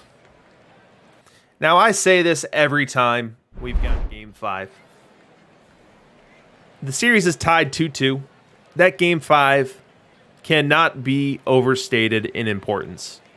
The winner of this game puts themselves on the cusp of greatness, puts themselves one win away from that trophy. Everyone wants that pivotal Game 5, and efforting in that direction for the Gamblers will be Pedro Martinez for the Gamblers tonight. He'll start off this game against Wade Boggs. Boggs ahead in the count 1-0.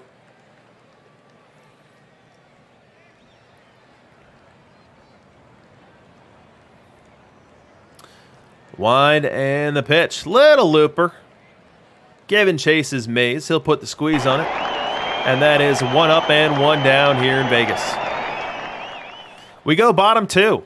This is a Pedro versus Pedro battle. And the Naps Pedro now pitches to the Gamblers. And we've got Barry Bonds stepping into the box. And Barry Bonds got real hot in Game 4. Real hot. He got the home run, single up the middle. There might have been more damage. But Barry Bonds steps in here in Game 5. Full count on him here in the second, the pitch. And that ball is belted. Deep right field. Gone! Barry Bonds on fire for the Las Vegas Gamblers. And he gifts them a 1-0 lead here in Game 5. An absolute bullet off the bat of Bonds. Turned around Pedro's best heater and turned it into a souvenir. Yeah, Dish, I think you're right. I think Barry did hit 2 dingers. All right, we go top 5, and oh boy, we've got a situation brewing here. We have got a situation here. Shoeless Joe on second. Tony Gwynn on first. And up to the plate comes Ken Griffey Jr. Griffey down on the count, 1-2.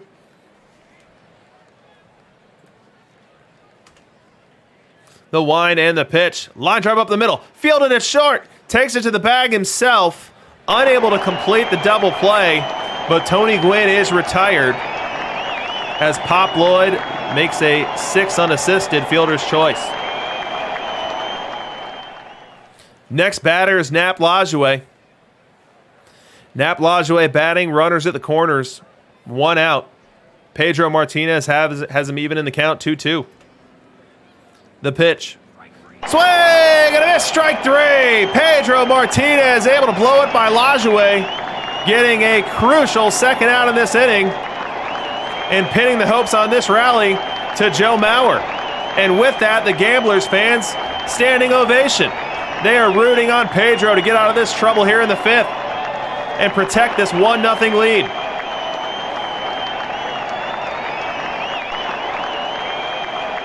Full count on Maurer. Griffey will get a head start on the pitch. The pitch. Strike 3 called. Heater on the outside corner gets the call. Delayed call from the umpire. Maurer didn't like it. But that's going to end the inning. Shoeless and Ken Griffey are stranded, and the Gamblers keep their 1-0 lead as we head to the bottom of the 5th. Here in that bottom of the 5th, we've got Tony Gwynn with an RBI opportunity. Now, Tony Gwynn has lost his fire. He's lost his fire emoji, but he's got an opportunity here with 2 outs and a runner in scoring position. The pitch to Gwynn, little grounder to first. Fields it at the bat. What is going on? He's safe! Tony Gwynn with an infield hit. Joe Maurer comes in to score. The oddest miscommunication at the bag I've ever seen as Wade Boggs fields this ball inches from the bag, but waits for Pedro to cover. And Pedro was slow to the bag. The net result of it is the Gamblers with an infield RBI single for Tony Gwynn, which stretches the lead to 2-0. A hustle play from Tony Gwynn. Top 7. Pedro still dealing for the Gamblers. He's got 2 runs to work with here. Full count on Cobb. Wind and the pitch. Line drive, base hit left field. Leadoff single for Ty Cobb.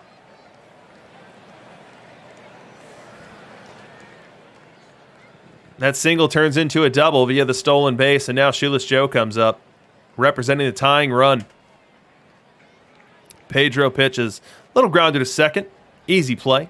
Throw on over to first in time. Ty Cobb able to move to third, courtesy of that stolen base the pitch before. So that puts him into scoring position here.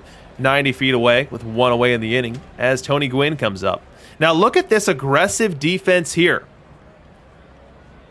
You've got the Gamblers with a 2-run lead in the 7th, and they're playing infield in. I feel like that is likely against baseball tradition. I think with the 2-run lead, you normally concede the run and play for the out, especially with only 8 outs left in the game. But Dishnet playing some aggressive infield defense here, going for that play at the plate as Tony Gwynn toes in. 1-2 count the pitch. And that ball's crushed into the left center field gap. Infield in, out, doesn't matter. As that's extra bases, it scores Cobb from third. It's a 2-1 ball game, and now Gwynn will rest in scoring position. Top 7. Still, next batter, Ken Griffey Jr. trying to knock in Gwynn from second base.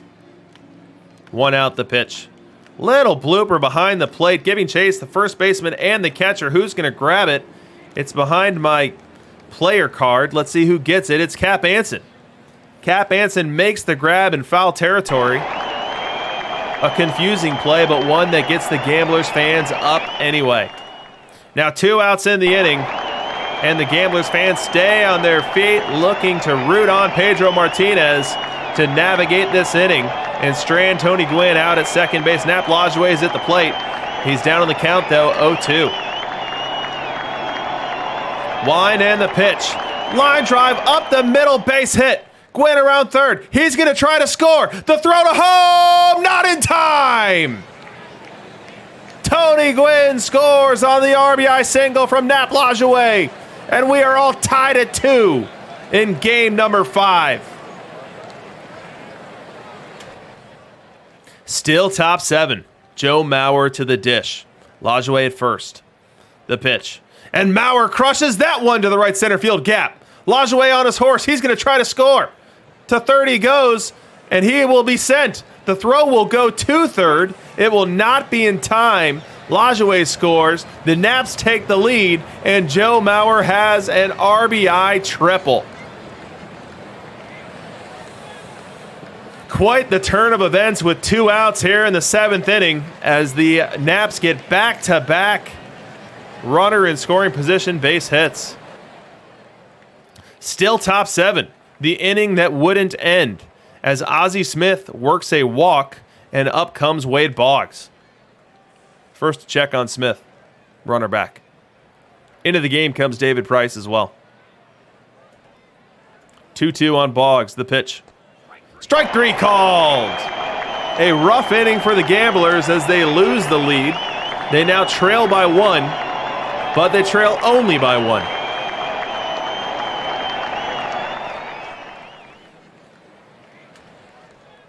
Bottom 7. Oh no. What's going to happen here? Why is the game showing me this? We've got 2 outs, nobody on in the 7th inning, and up strolls Pop Lloyd. I think this is PT21's way of trying to kill me on the way out the door. I'm going to set up this matchup for you guys just to see it. Pop Lloyd stepping in, representing the tying run for the Gamblers. He does already have a home run in this series, an inexplicable one. Can Pop Lloyd come through? I mean, shoot, a single is coming through. You want to turn this lineup over, give yourself a chance for someone else to knock you in. But they're showing us this at-bat for a reason. Let's find out what happens here. 0-1 count on Pop Lloyd. Wind and the pitch. Line drive to short. Over to first in time. 3 up, 3 down for Walter Johnson. We go top 8. The Naps are in the market for some insurance runs, and they're starting with Hornsby against Price. Price winds and delivers, and there's a little looper out to left field. It will get down. That's a single for Hornsby as he turned around a 98-mile-per-hour fastball, but got enough of it just to get it out beyond the shortstop. And it'll be a leadoff single for the Naps. Nothing else happens there in the top half of the 8th for the Naps. We go to the bottom half, and it is dish net time. They have 6 outs left to find a run to extend this game or to find 2 runs to win it. Tony Gwynn will lead off here in the 8th. He's down in the count 1-2, the pitch. Little dinker, played by Ozzie Smith over to first in time. 1 up and 1 down.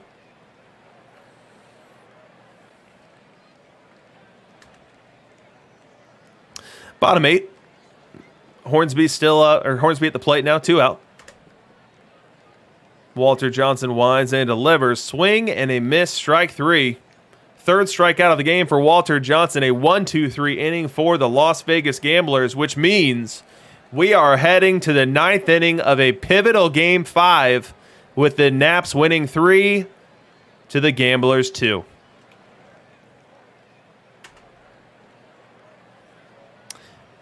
Bottom 9 we go. The Naps do not score in the top half of their inning, which means here we are, bottom 9. This is the last home game of the year in Las Vegas.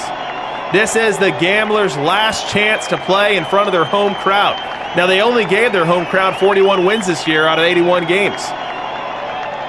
Can they find a special one here to tip the scales in this series? They need 1 run. They're going to be doing it against Walter Johnson. Up this inning is Nap Lajoie, an absolutely scorching hot Barry Bonds, and Willie Mays facing Walter Johnson. We start with Nap Lajoie. He's even in the count 1-1, and these Gamblers fans just will not quiet down, on their feet, rooting for a little Game 5 magic. Wind and the pitch, and that one is looped into left field, down for a hit! A leadoff single for Lajoie. He represents the tying run. Up to the plate comes Barry Bonds. Between games 3 and 4, he's got 3 homers, and a 4th homer would just walk this one off. Nap Lajoie is replaced. Removed from first base, into the game comes Ricky Henderson. He will run at first. This game and this series hanging in the balance here. Pressure moment for Walter Johnson. 1-2 count. The pitch. Strike 3 called. 98 miles an hour on the black. Gets the call. Barry Bonds heads back to the dugout. And the hottest hitter on this Gamblers lineup is retired. Up next, Willie Mays. 1 out in the inning now. Ricky Henderson, no action on the base. Has put a pitch out here. Throw down in time. Brooks Robinson puts the tag down, and Ricky Henderson is thrown out at second base.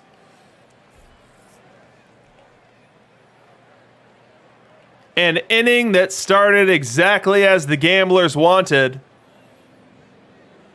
has really unraveled with the Bond strikeout and the Henderson caught stealing.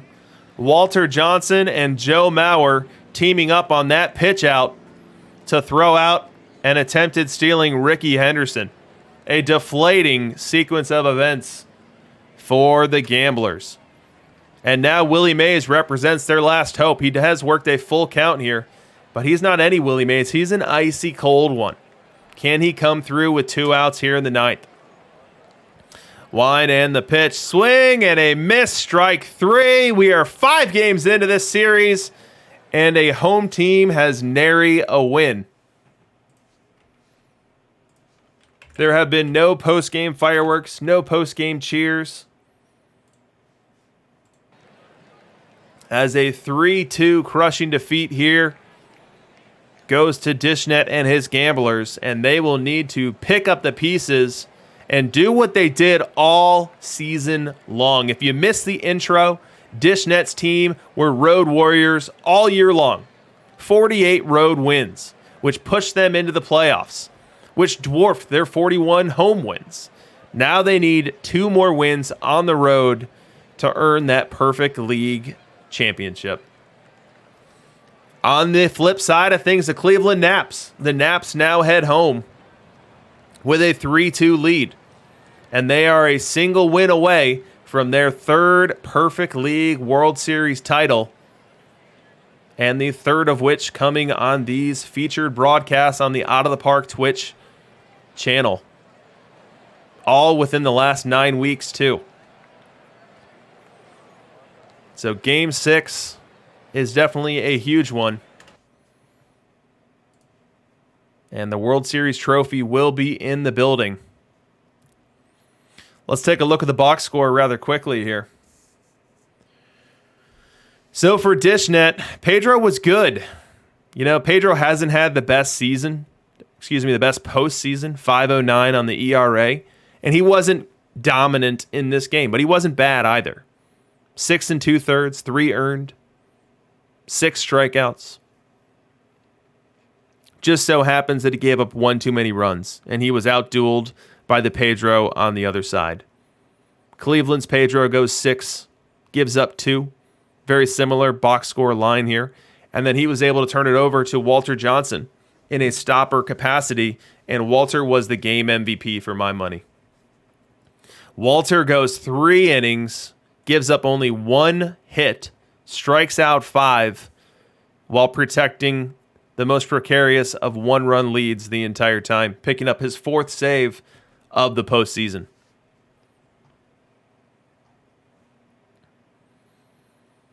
So now we head to Cleveland.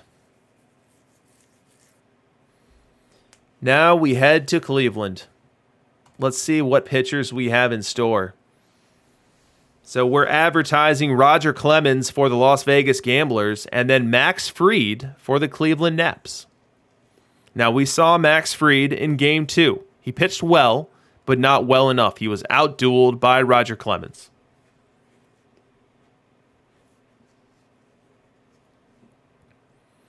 Let's take a look at that box score just to remember what went down. So this is the matchup that we are expecting in Game 6. We are expecting Las Vegas's Roger Clemens to go up against Cleveland's Max Fried. Now, in the ballpark that we're moving to, let's remember how this ballpark is constructed. Lefty hitters are boosted. Lefty hitters are boosted from a batting average on ball in play perspective to a tune of 1.1. Righty hitters are nerfed down to a tune of 0.9. And so Cleveland's lineup, which at least in that game featured 1, 2, 3, 4, 5, 6 left-handed hitters, plus Ozzie batting left-handed versus Clemens, would look to parlay those park factors into hitting production.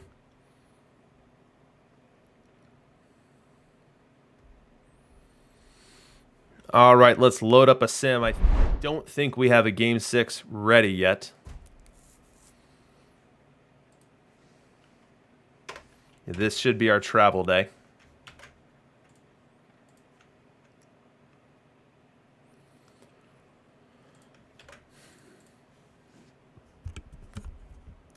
So for all of you Dishnet fans out there, send all the good juju you can. He needs it. All the ball go fars. What was it, a Nick Williams grand slam? I feel like I might have the player's name wrong. You need to wish some magic onto Dishnet because he could use every single bit of it now. Nick Ramirez. Yep.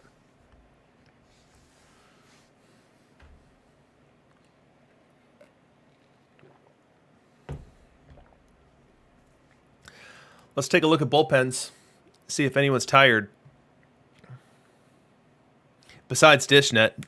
Dishnet's got to be the one who's wearing this one the hardest. So we'll start with his bullpen. And it's a really rested group. Really the only people who you could argue would either be ineffective or unavailable are Carlton and Price. And both of them are over 70%. So not something that I would characterize as a concern. So Dishnet's got afforded to him any reliever that he so chooses here. Let's check out the Naps. And they are not quite in a similar boat. We've got Maddox, who's tired here. Clemens. Clemens as a relief pitcher is rested. So it's really just Maddox who's unavailable. And he's got two options with the starting pitcher. He could go Fried or he could go Glavin. Now, one's likely to go 6 and the other's going to go 7. So it's just a matter of order. If you're the Naps, you just need one of the two to win. So do you go Fried in 6 or do you go Glavin in 6? And then if and when they fail, fall back to the other one for Game 7.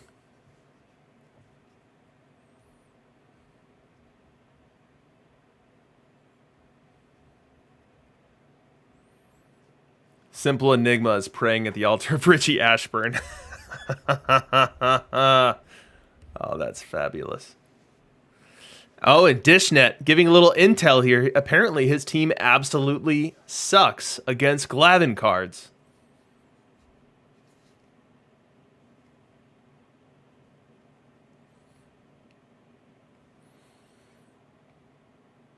Hey, do we have M. Wayne 418 in the chat? M. Wayne, are you lurking? I'd be curious. So 2 minutes until our Game 6 sim gets started. We'll see if it's a long sim, a short sim. We'll see if it's a series deciding sim, or if we've got a Game 7 on top. Now, can you think of a better way to close our Perfect Team 21 World Series coverage for the year than a Game 7 World Series sim pitting Dishnet versus the Cleveland Naps, 2-time Perfect League champions? Now, I'm neutral. I'm not rooting for anything or anyone. But a Game 7 would sure be pretty special. Would sure be pretty special. Preserve the element of surprise.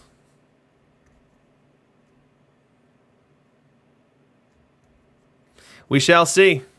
We shall see what we have in order for us tonight.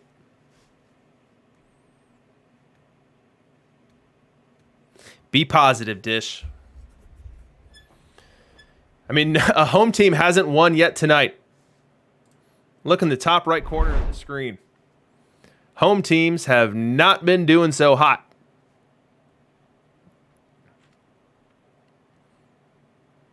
So apparently what has reigned supreme here is Dishnet being a road warrior and also struggling to win at home. Now the Naps, conversely, were dominant at home and couldn't win. And they struggled on the road, but they picked up 3 road wins in a row.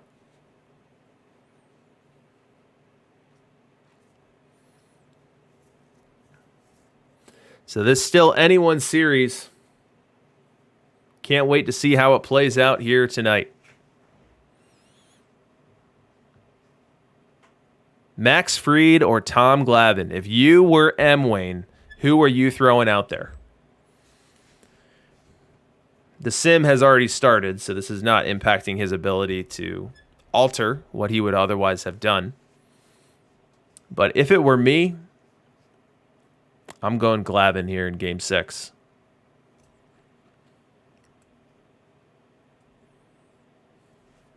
Big Red Fury would blend the two together and go with a Fried Glavin or a Max Tom. Santee Chelsea, yes, drop surfer out of the park 21. Tom Fried, I like it. Fried Glavin sounds like something, an eclectic dish.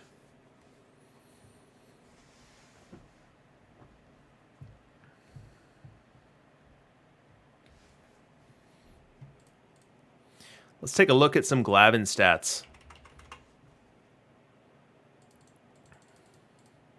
Tommy Glavin. I think our sim should be in here. But here's Tom Glavin as a starter. I'll leave that on your screen. I go retrieve this. Game number 6.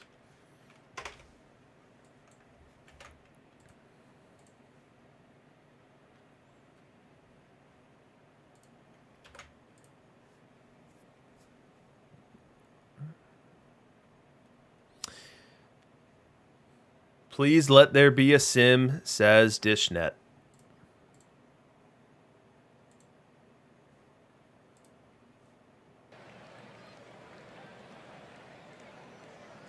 Whole lot of nothing.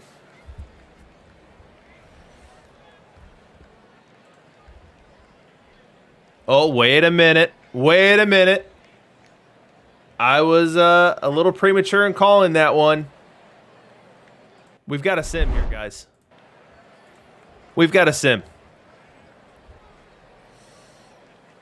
So let's start game 6. Now, I don't want anyone to be faked out. It was about 5 weeks ago now where the World Series just ended on a quick sim. And we hypothesized that they had fixed the long sim bug, but it just ended up being an outlier week. The World Series just ended. It was like a 2-minute sim, just like this one. So let's let the game play out and see what happens. We're in Cleveland.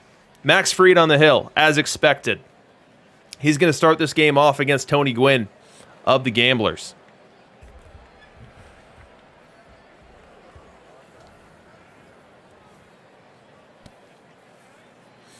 He's going to walk him. That's a leadoff walk for Tony Gwynn. A 6-pitch base on balls there for Max Fried, which brings up Rogers Hornsby. 2-2 count on him, the pitch. Grounder up the middle to second, 1 to first, double play. A twin killing off the bat of Hornsby. Erases the leadoff walk from Tony Gwynn. We go top 2, and we've got Dish threatening again. Barry Bonds is on second. Willie Mays is on first. And batting is Roy Campanella versus Max Fried. Now, Roy Campanella, we're going to pull this up. You know, we're going to milk these because we know no matter what, we're getting a long sim in Game 7. So we're going to take our time here with this Game 6 sim because no matter what, we've got 25 minutes before we know our outcome either way. But Roy Campanella, he's a bat that can really do some damage versus left-hand pitching. So I'll pop up his split there. We'll go Max Fried versus Wright. This is a matchup that favors Dishnet pretty well here. And you see Campanella's a slug-heavy profile. Not out of the realm of possibility that Campanella could get into one here. The pitch. And that ball is lined down the left field line for extra bases. Scoring is Barry Bonds. Mays around third. He will be sent home, and he will score.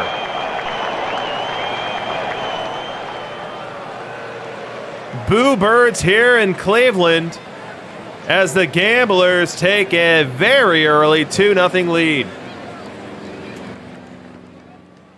Make it 4-0 Gamblers. We go to the bottom of the 6th.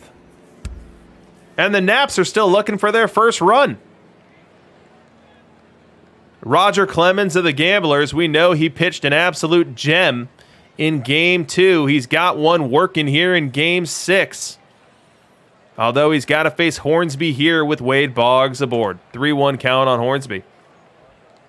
The pitch. He walked him. First 2 batters aboard here in the 6th. Next batter, Ty Cobb. Now this isn't any old Ty Cobb.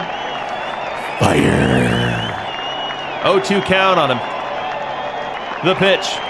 Swing and a miss. Strike 3. Roger Clemens able to drop an 87-mile-an-hour splitter under the bat of a fire Ty Cobb. getting a critical first out of this inning here in the 6th. Now 2 outs in the inning, as Clemens is able to retire Shoeless Joe. Both runners advance, but now there's 2 outs, and Tony Gwynn at the plate. The pitch. Little grounder to third, fielded off the mound, throw to first, not in time! An infield single for Tony Gwynn! Boggs scores from third, Hornsby goes from second to third, and for the second time in this series, we have an RBI Tony Gwynn infield single. This ball was played very passively by Rogers Hornsby at third base, ceding the play to Roger Clemens. Clemens fielded it and didn't quite get the 95-mile-an-hour heat on that throw over to first. And by the time Cap Anson squeezed it, Tony Gwynn had already run through the bag. Make it 4-1 Gamblers, and the Naps are still batting here in the 6th. Fans still on their feet. Ken Griffey Jr. at the plate representing the tying run. However, he's down to his last strike. 2-2 count, first to check on the runner. The pitch. Swing and a miss, strike 3. A changeup is the elixir to get a Ken Griffey Jr. strikeout here in the 6th, which will strand Rogers Hornsby and Tony Gwynn and send us to the 7th inning of game number 6, with the Las Vegas Gamblers leading 4 to the Cleveland Naps 1. Bottom 7.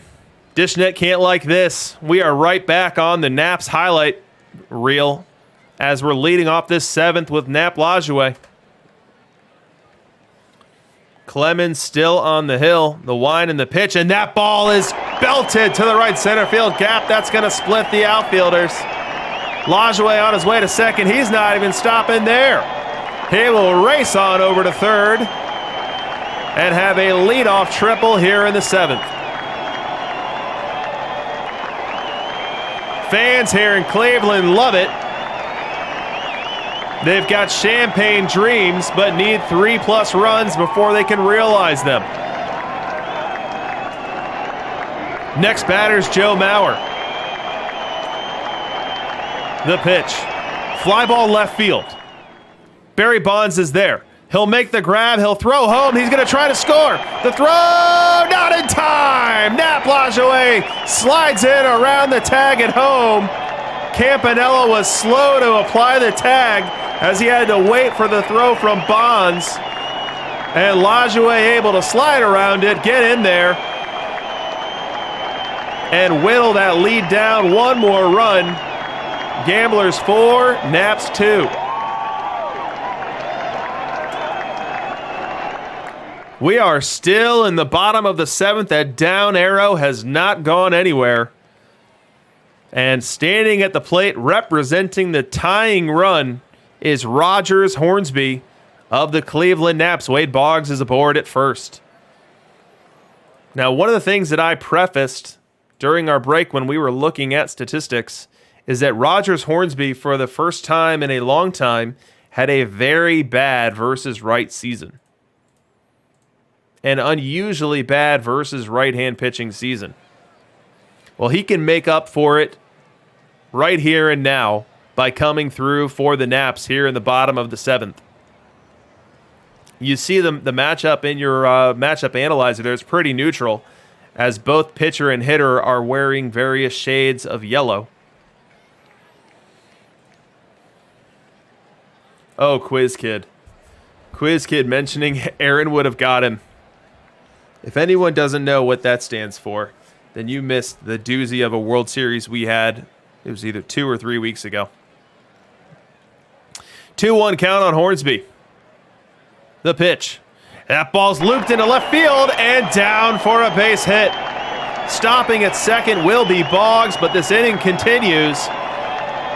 Tying run now aboard at first. Go-ahead run represented at the plate, and it's represented in the form of Ty Cobb. But not just any old Ty Cobb. but fire Ty Cobb. He stands at the dish, rocking that .858 OPS versus right-hand pitching in Perfect League over the past 3 weeks. And he has every ambition of putting this one into the seats. A huge moment in Game 6, series on the line. Las Vegas Gamblers showing a lot of faith in their starting pitcher, Roger Clemens, keeping him in this one. He's already yielded 6 hits, who knows how many base runners, and now is facing one of the toughest customers you can face in Ty Cobb. The pitch. Line drive down the right field line and fair. Scoring from second is Boggs. Hornsby on his way to third. He'll be sent. He runs through a stop sign and he is thrown out at the plate.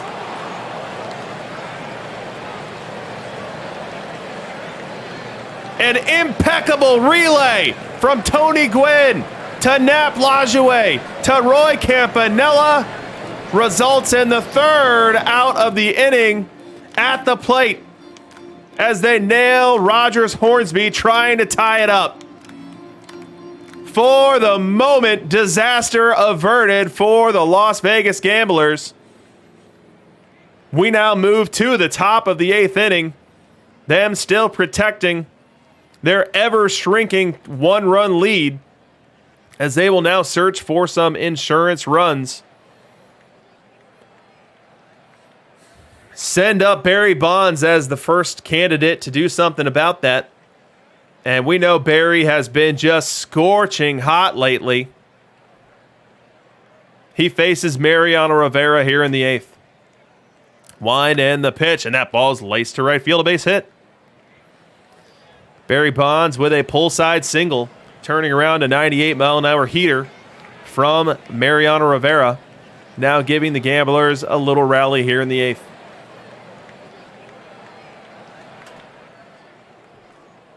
Nothing doing.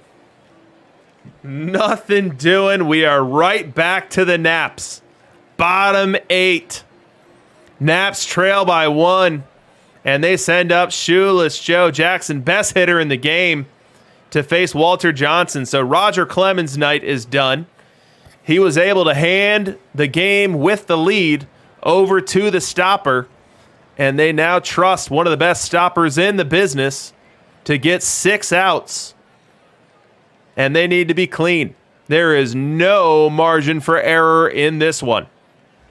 Shoeless Joe steps in. He's even in the count. 2-2.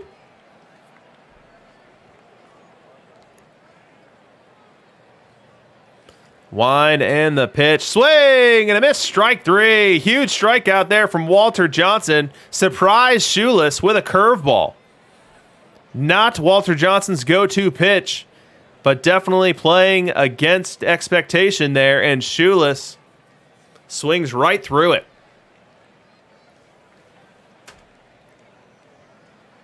Very next batter, Tony Gwynn, ahead in the count 1-0. The pitch, line drive, base hit up the middle. The Naps put aboard the tying run, and they will send up Ken Griffey Jr. representing the go-ahead run. In late innings, he is a very, very, very dangerous bat. And the reason is because he is a slugging-heavy profile. He doesn't hit for a high average. He doesn't get on base a ton. But when he squares it up, he turns a lot of baseballs into souvenirs, as you see from his .423 slugging percentage here. Ken Griffey Jr. doesn't hit a ton of ground balls, but the Gamblers certainly playing for 2 here. Big moment here in Game 6. The pitch. The ball gets away from the catcher. Campanella unable to field it. On to second base goes Gwynn. And any hopes of the double play die with it. This one's labeled as a wild pitch, but Campanella unable to corral it. And now the Naps have the tying run in scoring position. Full count now on Griffey. The pitch. Swing and a miss. Strike three. Huge strikeout from Walter Johnson. Hits triple digits on the radar gun. And a huge shot in the arm for the Gamblers. Next up, Nap Lajoie. Could very well be the Naps' last great chance at scoring. No guarantee they get a runner in scoring position in the ninth. No guarantee they're still only trailing by 1. So we show you the matchup analyzer for this one. Johnson versus Lajoie. Lajoie, similar to Griffey, a slugging-heavy profile. Nap Lajoie, a powerful BABIP profile. If he gets his bat on the ball, good things often happen. 1-2 count. Series hanging in the balance. The pitch. Called strike three. 102 miles an hour on the black. Walter Johnson reaches back for a little something extra. Strands Tony Gwynn out at second base and pushes this game into the ninth inning with the Gamblers leading 4-3. A huge moment in that one. We go top 9. Dish would love nothing more than to just scratch across 1. Just give him 1 insurance run. Well, the first 2 batters have gotten out, which leaves Tony Gwynn as the last hope to mount something here resembling an insurance run. It's got a full count. Wind and the pitch. Line drive up the middle base hit. It's going to be a 2-out single for Gwynn. Able to turn around a heater and hit it straight out to center field. Griffey fields it, throws it in. And nothing doing. Whew. Nothing doing, which means that we are going to the bottom of the ninth. We are going to the bottom of the ninth, and Dish is protecting a 1-run lead. He needs to protect it. No margin for error. The Naps are 2 runs away from being world champions for the 3rd time over. This inning, they'll send up Joe Maurer. They'll send up Ozzie Smith or a pinch hitter, likely a pinch hitter, as we've seen the Naps reach into their stable of bats off the bench. And then Wade Boggs. If anyone reaches, then we start to get into the really dangerous bats like Hornsby, Cobb, Shoeless, Gwynn. Maurer gets us started.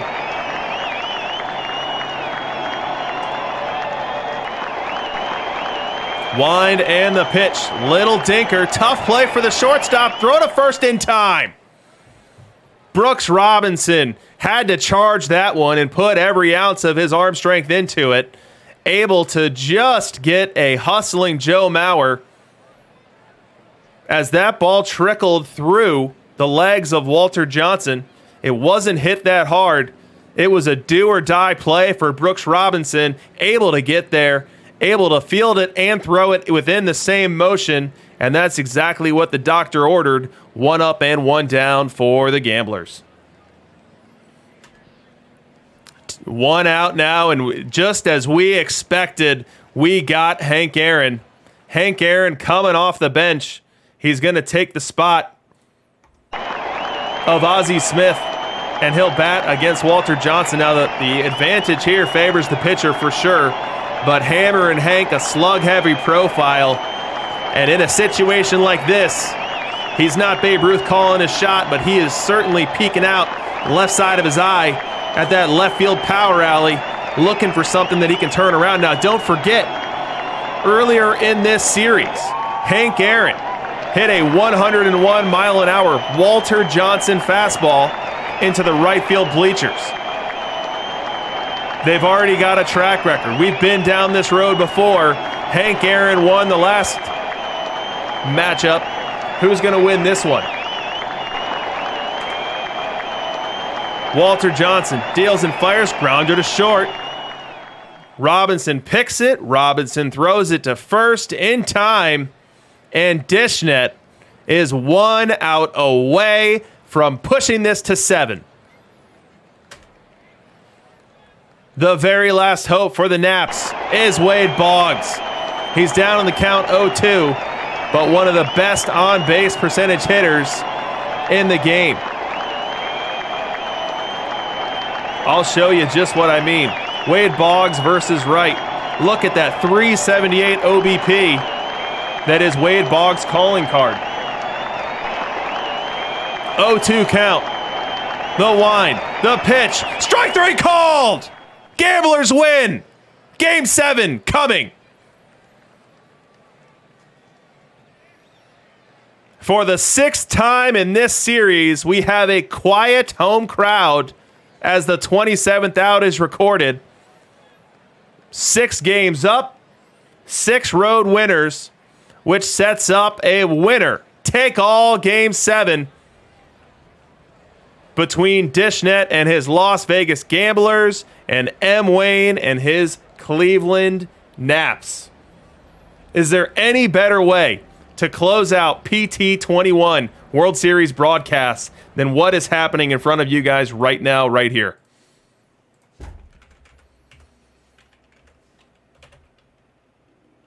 I can't believe I haven't been able to use my fireworks all night long. I'm using them right now to celebrate us going to a Game 7.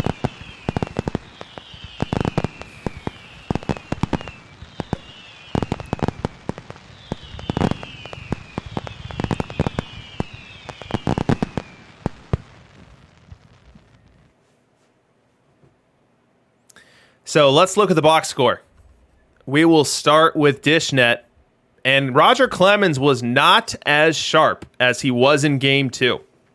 But he got the job done. He did enough to win. 7 innings logged, only allowing 3 earned runs. He was dancing between raindrops, though. 11 base runners over those 7 innings, but limiting the damage to just 3 earned runs, striking out 6 in the process, able to stay away from the long ball.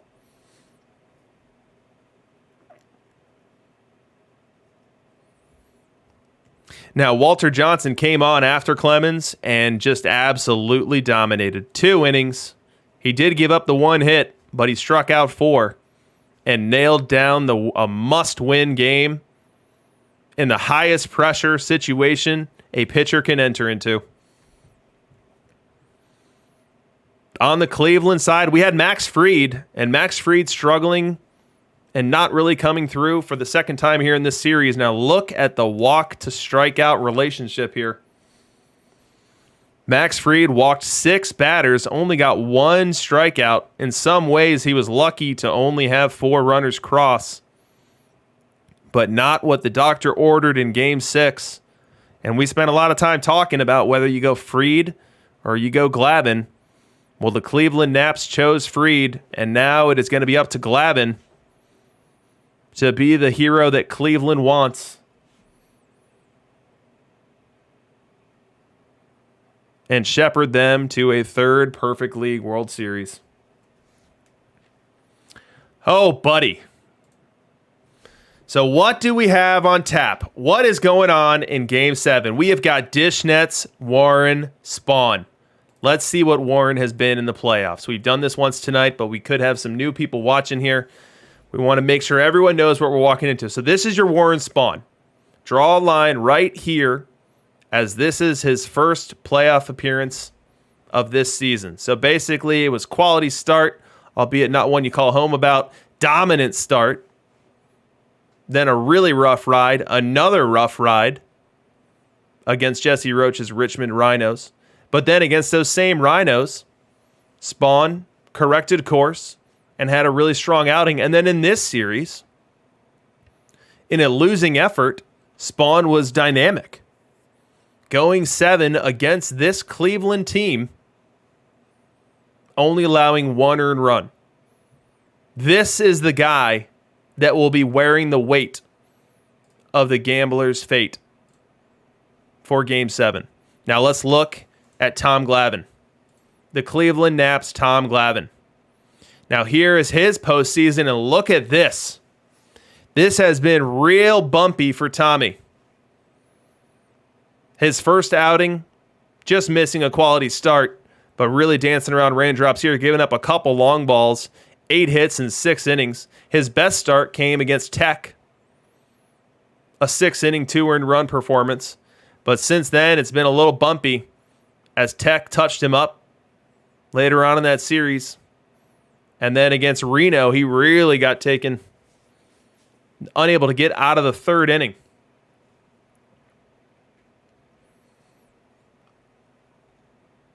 So what Tommy Glavin do we get here in game number 7?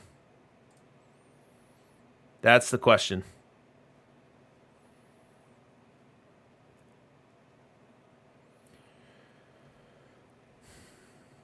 All right, I will, for the first time, go try to pull this sim up. I am guessing it is not in yet, but as always, I want to try to be the first person to have it so that we can watch and enjoy this game 7.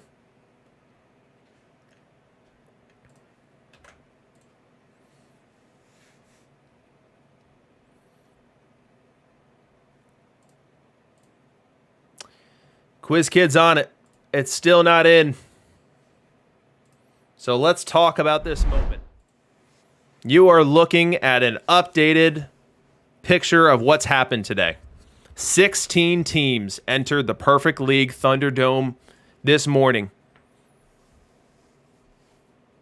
In the first round, you had the Albany Senators beating the Highland Deer.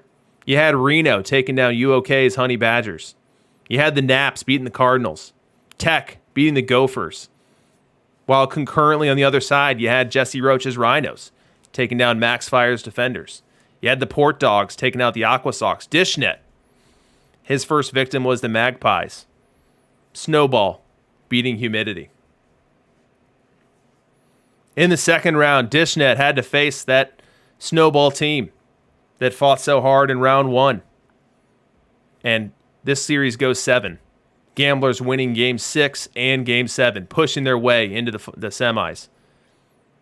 The Rhinos beat the Port Dogs 4-1 in that series. On the other side, you had Reno taking down Susmanja's Senators 4-2. And then the Naps knocking out Tech 15 4-2 as well, which set up our semis pictures,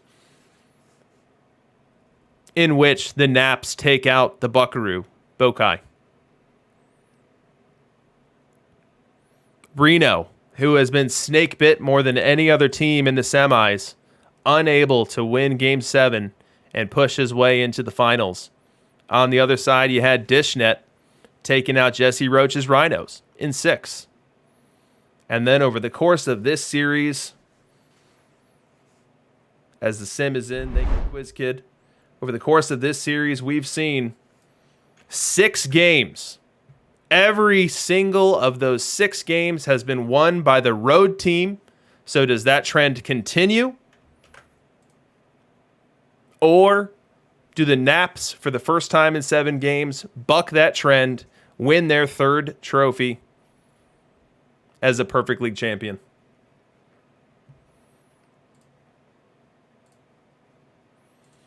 I can confirm the sim is in. Let's get to it. Let's get to it. Whew, goosebumps over here. When the announcer has goosebumps, you know you're watching something special. We are closing out our PT21 World Series broadcast cycle here tonight, and we have what has been an unbelievable series to this point. And let's see if we have an unbelievable Game 7 in store. Tommy Glavin on the hill, as expected for the Naps. He will start this game off versus Tony Gwynn. And listen to that Naps crowd. Naps crowd already on their feet. This game hasn't even started yet.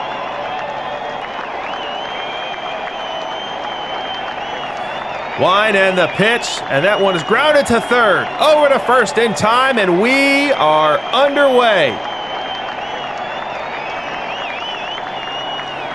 We go bottom 1, and the Naps are in business here.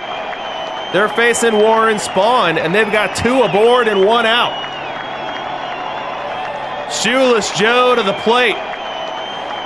Now, for anyone paying attention when we were looking at stats, We know that Shoeless Joe is the 4th best hitter in Perfect League versus left, even though he's a lefty. So does he have a big swing in his bat here in the bottom of the first? 2-2 count. The pitch. That ball is crushed into the right center field gap. Scoring easily is Lajoie. Around third is Hornsby. He will be sent. The throw goes to third. It is not in time. It is 2-0 Naps.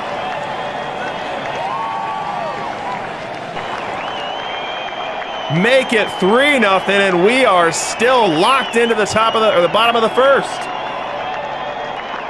Warren Spahn having trouble here in the early going, and he now has to tangle with a Ty Cobb, but it's not any Ty Cobb, folks. No. It's a fire Ty Cobb. 1-2 count on him.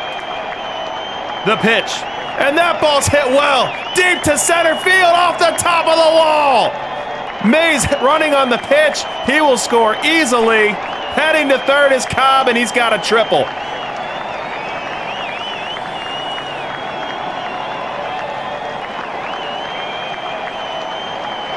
Four to nothing Naps, and we are just 6 batters into this one. Make it 5-0. Make it 5-1. We've got a couple of off-camera runs. 5-1 Naps. It is time for the Gamblers to get back into this one. Lot of baseball left to be played.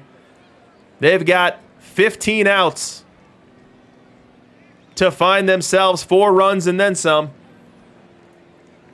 First person they send up is Roy Campanella, and it's not any Roy, it's a Fire Roy. What can Fire Roy do to inspire the troops? 1-0 count on Fire Roy. The pitch, and he gets into one. Deep right center, gone.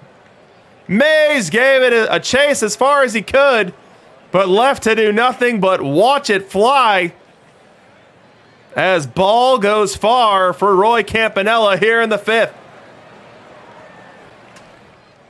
We go bottom 5. Naps looking to add. Brooks Robinson at the plate. Early reliever in for the Gamblers. Mariano Rivera to the rubber. The pitch. That one's lined to the right center field corner. Shoeless will score. Mays will score. Brooks will slide into second with a 2 RBI double.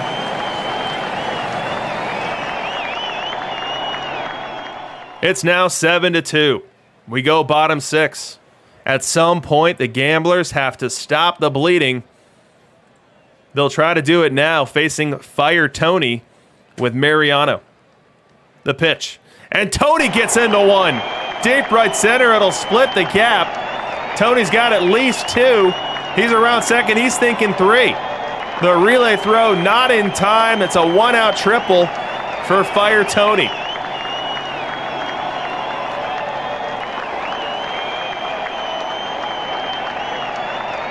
Now 8-2 Naps. Vandermeer onto the mound. The pitch. And he gets into one. Deep right field. Oh! Home run Naps. A tasty Oppo taco for Rogers Hornsby here in the 6th. Stretching an already big lead to 9-2. Top 7. Game 7 isn't over until it's over. We've seen crazy things before. We'll see crazy things again. When the stakes are this high, there is no point in throwing in the towel. Cross your fingers. Ride it out. And that's what Dishnet and the Gamblers are going to do here. They've got Mays aboard with nobody out. And Fire Roy steps up. He's already got a dinger tonight. 1-0 count. The pitch. And he crushes one left center field. That's going to sky over the left fielder, Gwynn. It'll score 1 run easy. Campanella, the slow-footed Campanella, is thinking 3, and he's got it. Make it 9-3 as Campanella ends up on third with nobody out here in the 7th.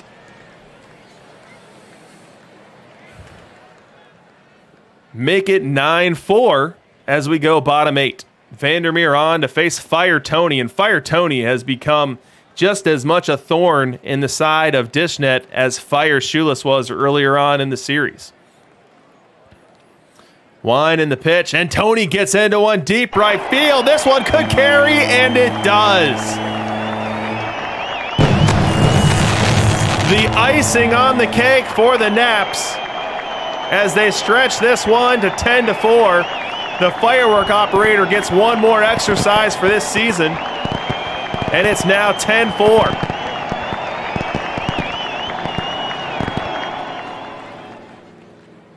Top 9. Last out. Last hope for the Gamblers. And it's their own version of Tony Gwynn. They've got Fire Roy Campanella on first, 2 outs. And they need a miracle of miracles to string together 5+ base runners to tie this baby up. The pitch. Grounder to short. Fielded over to first and in time. The Cleveland Naps have won the 2072 Perfect League World Series. A 3-time Perfect League champion.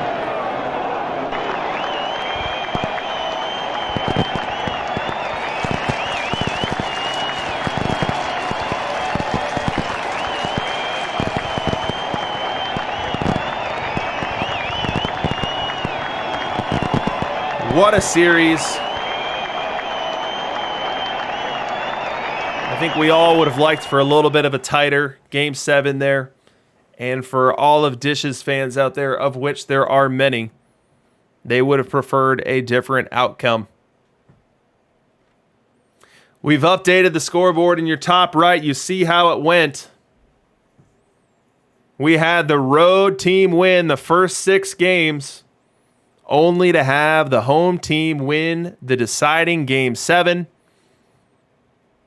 and the Perfect League World Series that goes with it. And looking at the box score, Tommy Glavin was rough in the postseason, but he saved his best for last. And then Warren Spahn and Rivera and Vandermeer, the Gamblers just did not have the answers here in Game 7, as just about everyone was tattooed up.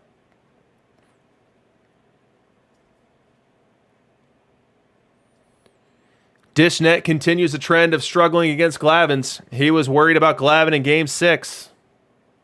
He got freed instead and was able to get the win, but he ended up having to slay that dragon to get through to the Perfect League Champion Kingdom. And it didn't happen this time, but he will get a chance next week. So as we check the MVP, it is Tony Gwynn.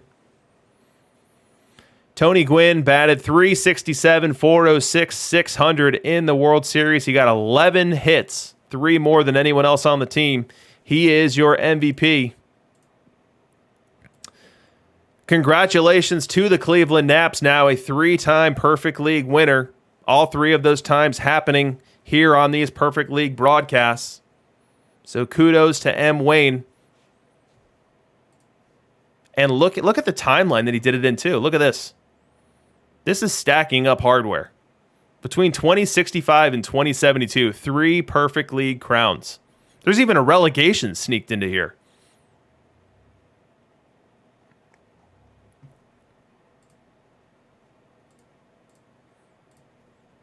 But kudos to Dish.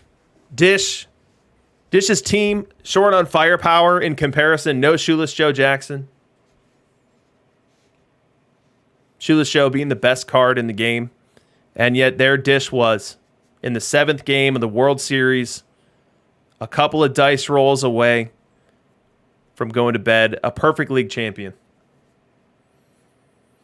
But again, the good news is every team on this screen, every single one of them, has earned themselves another chance to come back next week, play in Perfect League. For anyone unfamiliar, even though these Perfect League 21 World Series broadcasts end tonight, the Perfect League doesn't end tonight. For the remainder of this year. So concurrently, for another calendar year, the Perfect League will run. Additional Perfect League champions will be crowned. And anyone on this page and anyone who can work their way up to Perfect League in the next calendar year will have a chance to win one too.